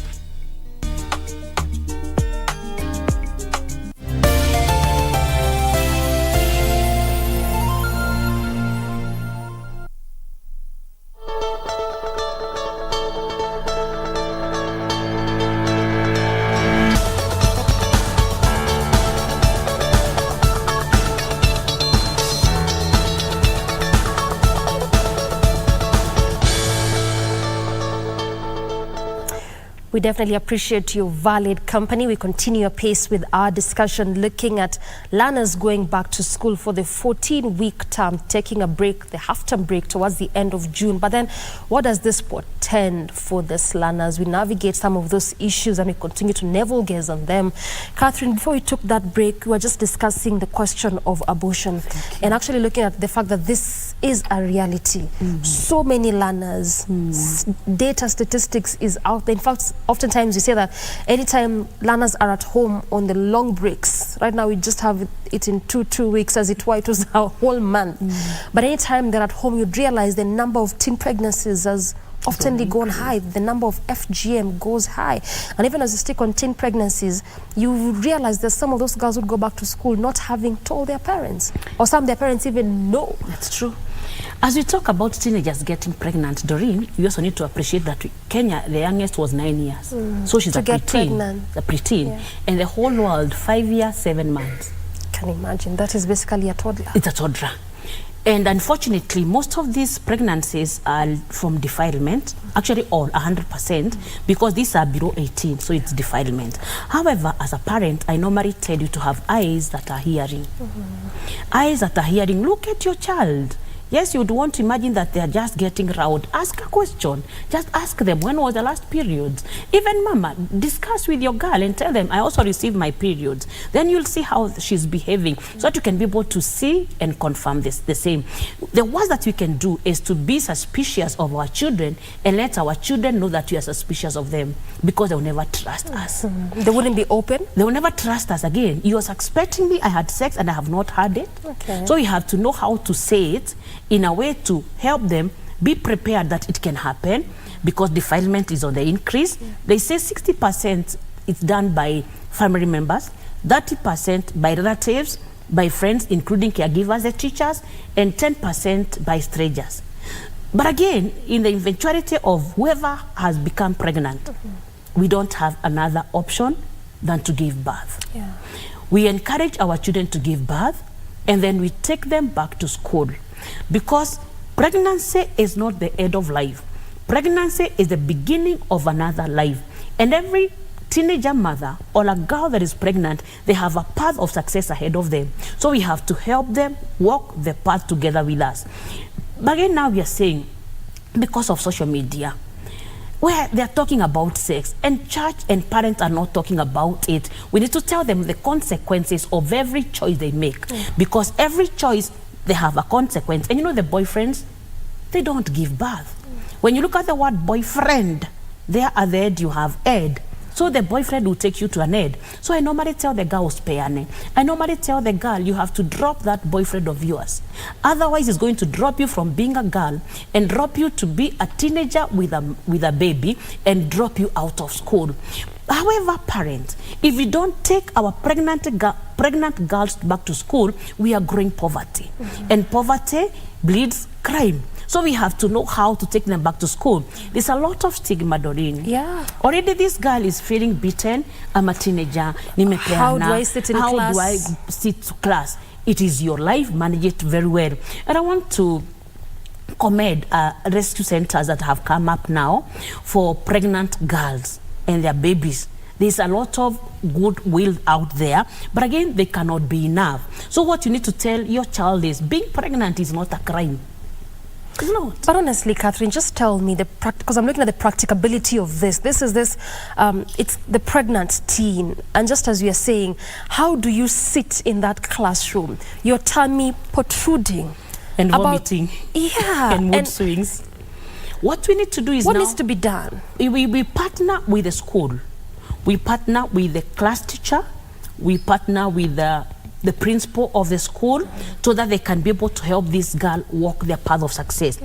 I have a friend who is a principal, and she has worked with pregnant girls, and I know one sat for KCSE, very pregnant, even delivered, and she's called a B+. So what we need to do, we should not allow pregnancy to divert the destiny of these children. We need to work with them. If we can transfer them into a day school that is closer home, the better. If we can work together in that school, the better. If you can send them to me, the better. I want to talk about one girl. Yes. She's called Christine. She got pregnant and she ran away from home. And I told her, go give birth and come back to school. She called me and told me, Madam, I have delivered. I'm full of regret. I want to go back to school. She was in Form 4. Unfortunately, now they have been registered for KCSE. Even these children understand that education is their life. So what we need to help them is maneuver the dark moments of the pregnancy and then go back to it. But I want to borrow something from Michuki, the late. When he went on TV and his socks were torn, what did he do? He made fun of it. So we need to help the girls to grow a thick skin with their pregnancy and just tell that I'm okay and I'm okay. And even tell those that are mocking her or those that are throwing stigma to her, could be you are aborted. That is why you're more flat than me. Let me continue. If the boys are the ones that are mocking the girls, tell them it's only that you boys do not get pregnant. If you are to get pregnant, you could be a father of 12. Throw back to them so that you can be able to... So find a light moment in it. You have to. So that you can be able to wade through the mud of it. Yeah, but bottom line is, even as we are having this conversation this morning, Catherine, taking cognizance of the fact that some learners are going to school today, some will be doing it tomorrow up until Wednesday. If this is your situation... If this is your situation, you still have to go back to school. Don't abort and go back to school. And abortion is happening in school. I appreciate that you have a pen. I don't have my pen. If you remember can I mention it? The big pen. You know, you can remove that part of the pen. That's right. Yeah. We need to check what they put in that thing. In the pen, no, they have removed the writing part of the pen, but they have the tube. They sneak in tablets there, and then they put the lid. And the teachers will just think it's a biro. And now they go and organize with other girls. Can you go and see the matron, say you're sick? After they have accumulated, now one of them will take to abort. They have found fetus in school, and we ask ourselves, where did that come from? What we need to do, we don't need to condemn any child that is pregnant. They are just but children. They have been taken advantage of. And because our bodies have feelings, they were held and they felt paragasha, and the next thing they did the sex and they conceived. Let us not condemn them. Let us tell them it's okay, you have made a baby, grow the baby, but you're still a baby and you need to go back to school. Bottom line is go to school. Yes. Let's make progress on this discussion, Catherine. Just before we get to sit ground for the next program, we are now looking at corporal punishment. Right. It has taken center stage, in fact, to some point even made headlines on the different dailies that we have in this country. And one key story was what happened in Kisii with that boy. I don't know what has happened to Kisii, because even the other boys are from Kisii. Yeah, but not sticking even on county per county issue, because you realize it's only that this one came to the limelight. There are some others that maybe we're not privy to, but it is happening. But this was abolished. It was outlawed. We are still seeing teachers do this, and learners are going back to school. Maybe it might just continue in some learning institutions. I think our teachers are depressed. If you could cane anybody to that level, that is not discipline, that is torture. That is beyond corporal punishment, you're calling for death. But we want to look at what is discipline. The word of God tells us that children naturally do silly, careless things, but a good spanking. And we spank by the word, by the rod. If you can write the word rod, Doreen, it will tell us right of discipline. So children have a right to be disciplined, and as parents we have a right to discipline, but we need to discipline in a way to salvage. We need to separate the bad manners from the child, talk to them, explain to them, give them warning, the same way we do in the offices. You're given a warning letter, so give them a warning, tell them, and call mommy. And children hate parents being called into school. So please, teachers, before you cane, before you punish them, tell them, give them a warning, call the parent, have a meeting together, and now ask the parents to discipline their child. Whilst you're there. Yes. But there's something that you said, which I think I want us to look at it just for a short while, that teachers might be depressed. And when this story was coming out, when it really made headwinds, I was looking at the issue of even having counseling in schools or having a program such as that. Because the way you rightfully put it, Catherine, to a point you would beat a child, to a point that they might even become disabled for the rest of their lives. They might lose some organs, like this boy that you're talking about, just because of a beating. Not negating the fact that, yes, this young man or this boy messed up or did something wrong, but then there's a better way to prefer punishment. You know, mental illness is very sensitive because you don't see it. When I have a broken nose, you will see I have a broken nose. So what people need to do, the people that are around this teacher, they have their T's. Can they talk and be able to pick signals of where it could be? Then can we have now a counselor that comes into that school and not a sit-in counselor, because again it's confidentiality. Even the teacher is battling things. Somebody told me, are we a broken generation? That is why we are breaking each other. So we need to heal ourselves so that we don't keep breaking others. Yes. And you know, as I think about that, I'm just reminded of the same case scenario, still in the same county though, where these learners were told to come and demonstrate that which they were doing behind closed doors. It is wrong, we agree. But you can imagine the torture you'd subject these learners to in front of the entire school. What those teachers did, they parented the way we were parented. Our times, Doreen, if you could mess, you are paraded. Parents are thinking, your parents are thinking you're being paraded so that you never repeat and let it be a warning to the others. But now we know when we shame children, we teach children to become bullies, and we teach children to hate themselves. So that is not the way to do it. You need to call them privately, talk to them, and tell them never to repeat it. And if they repeat again, we have said, now call the parents and discuss. However, that behavior of kissing, where was it coming from? Social media. They must have seen it. And children see, children learn. Monkey see, monkey do. So what we need to do is change our parenting skills. Parent like we're in the 21st century, but don't compromise discipline and manners. Before you go to change your parenting skills, because it looks like all this begins from the home. It does. Yeah? So then you would listen to teachers say that we have tried the much we can with some of these learners, to the point we are beating them to this extent, to the point we're actually shaming them in such a manner and telling them, come and do whatever you are doing in private, let us see it. Some would say it's because, well, we have talked to them enough. We have tried to cane them a bit enough, but they just seem not to be listening. By the way, caning them enough hardens them. So it doesn't help the situation. What you need to do, get to know the language that they love. Understand from that time part. I said they want to be affirmed. So tell them, if you can separate yourself from this, you'll get somewhere better than where you are. Otherwise, if you do this, you're going to deteriorate. Have a relationship, have a mentorship relationship with your students.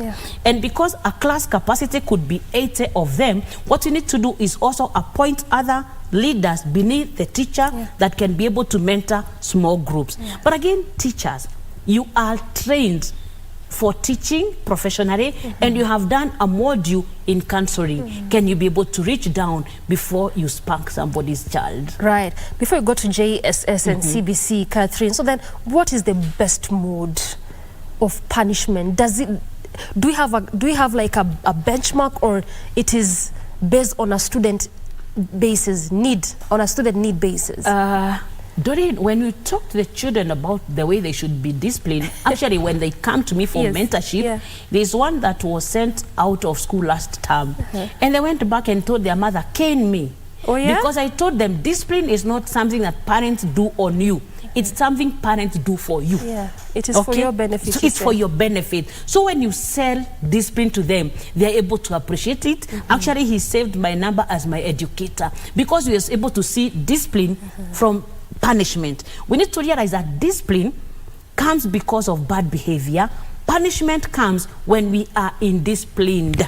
So the child will be able to understand that. However, the Bible talks about the rod. But also God disciplines us from a point of love and a point of correction. Let me quote a scripture because I'm a Christian. Proverbs 15 verse 10 says, if you do wrong, you will be severely punished. You will die if you don't let yourself be corrected. Walk the child through correction. Let them understand you're correcting them for their own good, not for punishment. I hear you. And I mean, when you talk about learning, even us, learning never stops. As long as you're breathing, you keep learning every day. That's very because true. there's some things you don't know, you really can't quite research on them. Someone has to come and speak to you. And so you learn in such a manner. Yes. We continue learning every day. Learning is a continuous process. But then there's also this sect, the JSS learners. This was a very good idea, still is, especially when you look at the kind of trajectory and the trend that the world is taking.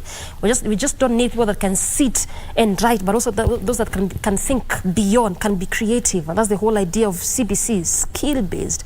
But there's still some loopholes. Yeah, that's very excellent because all of us cannot be academic giants. Yes. But we all can be somebody. Yeah. However, I feel like we rushed this thing. And I feel like it was too big for us to swallow the pride and say, did we go somewhere wrong? Did we rush or someone just slept on the job? Because especially when you look at the grade 7 learners, we had time to prepare for this. We had the entire 6 years whilst they were between grade 1 and 6 to prepare for this, to a point that actually, as of last week, Friday, from what I know is that the Presidential Working Party on Education Reforms was mulling over downscaling the number of subjects. From 14 to about 12. What the government needs to do is be aggressive. Because the learners in private schools, they're learning. There are books in the market that and we they have bought, teachers. And they have teachers. So the government is sleeping on its job because it's the mandate of every government to educate the children of that government. So, and for the teachers that are in the junior secondary schools, in public schools, they also need to be proactive. In the eventuality, there was no JCSS. There would be class 7. What books would they be using? The resource books are still there. Let us not waste the time for our learners. And you know, grade 7, they're 11 years old. That is where they're discovering things. So if we leave them like that, an idle mind, they say it's the devil's workshop, and idle legs and idle hearts are the playground of the devil. So we must be able to know as teachers how we are going to engage them, even when we don't have the resources. And the best thing is look at the word task. T will tell us talent. Can we be able to grow the talent of these grade 7 students, pupils, as we wait for the books to come? A, what abilities can we note there? S, what skills can we give there? K, what knowledge can we acquire? However, government, please, these are your children, these are our children, and their future. Can we wake up? Good enough to say that teachers need to be proactive, but we're also alive to the fact that some schools don't even have this teachers. And yes, as you say, even if we didn't have grade 7, we'd be having class 7, but the learning is really different. That's why we had the issue of training. Can we train these teachers early enough to be able to manage this new curriculum? I mean, you realize learners are on the losing end on this one. Unfortunately. And you know, when we lose a child at that age, we might lose them forever. Because the longer you stay out of class, the harder it is to go back to class. But again, as I said, there are books in the market. If a teacher can sacrifice and just get a book, or even tell the parents, can we contribute and get 1 book per class? I'm sure we'll head it somewhere. Because we cannot keep sit there and wait for nothing to happen. At the end of the day, nothing will happen. Yes. So how do we deal with this issue of non-payment also? We also learned that some of these teachers, okay, fine enough, there are some schools with teachers, even public institutions, but then they haven't been paid. There are some teachers, the JSS teachers, who haven't been paid, yet you're saying we need them to be proactive. What motivates them to do this? School has already reopened. If I used to work for TSC, I would know how to answer that question. Yeah. But now what we need to do, can we go back to the drawing boards? You came in as a teacher. Teachers, when our teachers were teachers, they were driven by passion.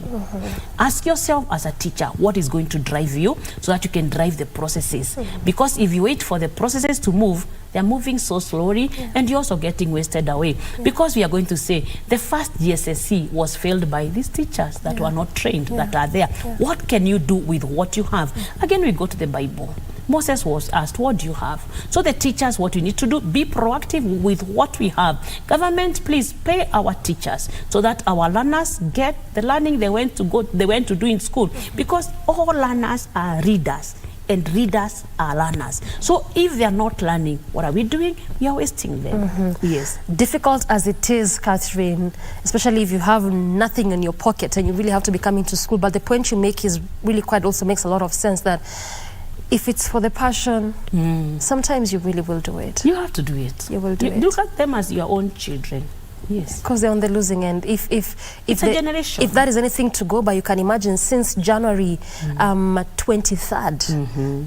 And first term is already done. We are now on second term. If that is anything to go by, they might just be looking at another second term with no learning materials, no resources, no teachers. I have said idle hearts, idle legs, the playground of the devil. That is why they're experimenting. That's why we are hearing girls as young as 9 years pregnant. And then again, we hear them with STDs. The other day I spoke in a school and grade 2 girls had gonorrhea. Grade 2? This is like class 2 as it were. That is class 2. Wow. Yeah. I mean, that's why you're having this discussion and conversation. Thank you. Lastly, as we conclude, Catherine, what is this that you'd want learners, parents, teachers alike to know from your practice and expertise as a youth and teens mentor? Teachers, I want to tell you this, that when a child comes into school, they have a destiny. Teacher, you're the midwife.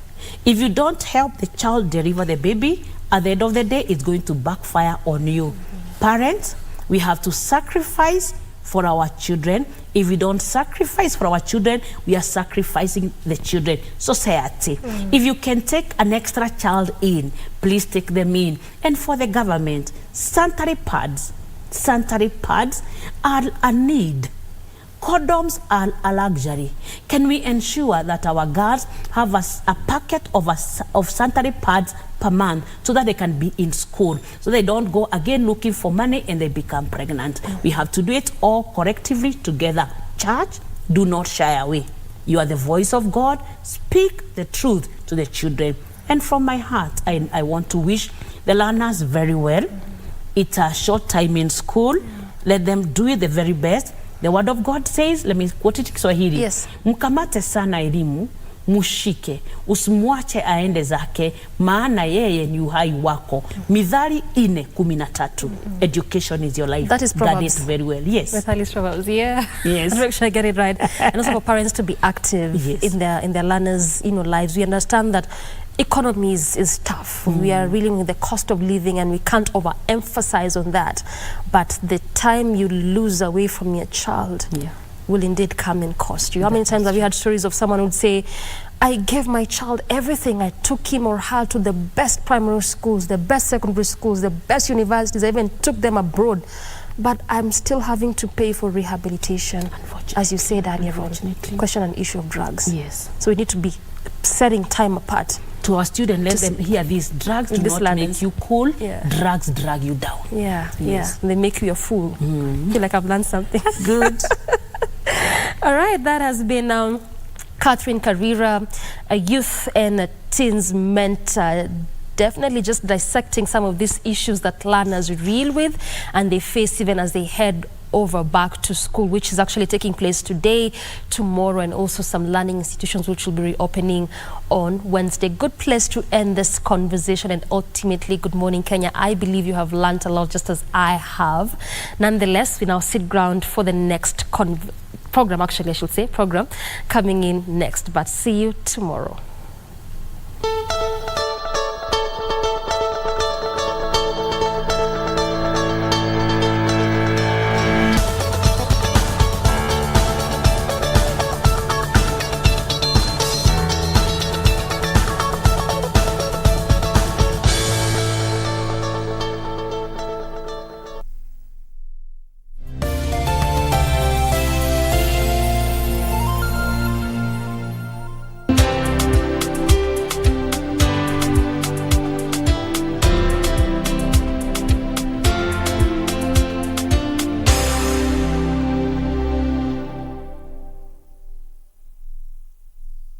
Every Monday evening, we take you back where the action happened live.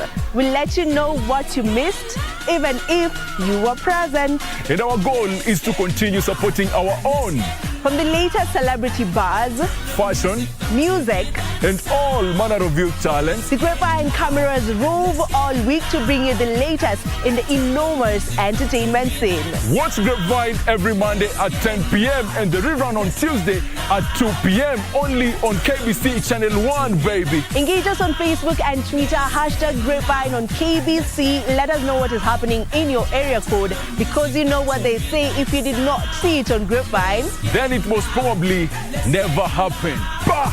Ain't nobody gotta tell you what you gotta do.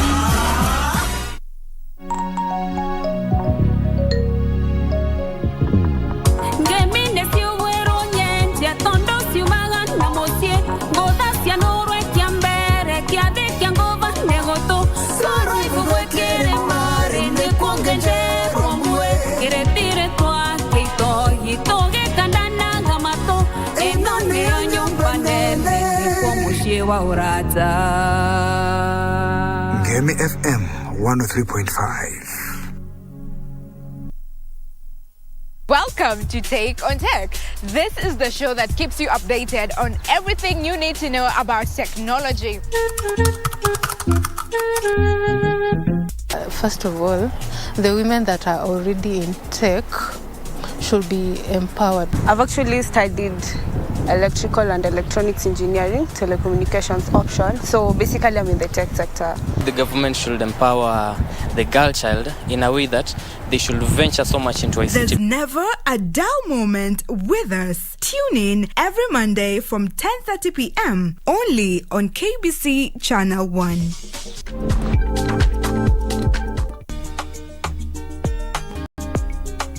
Hello, Nyango.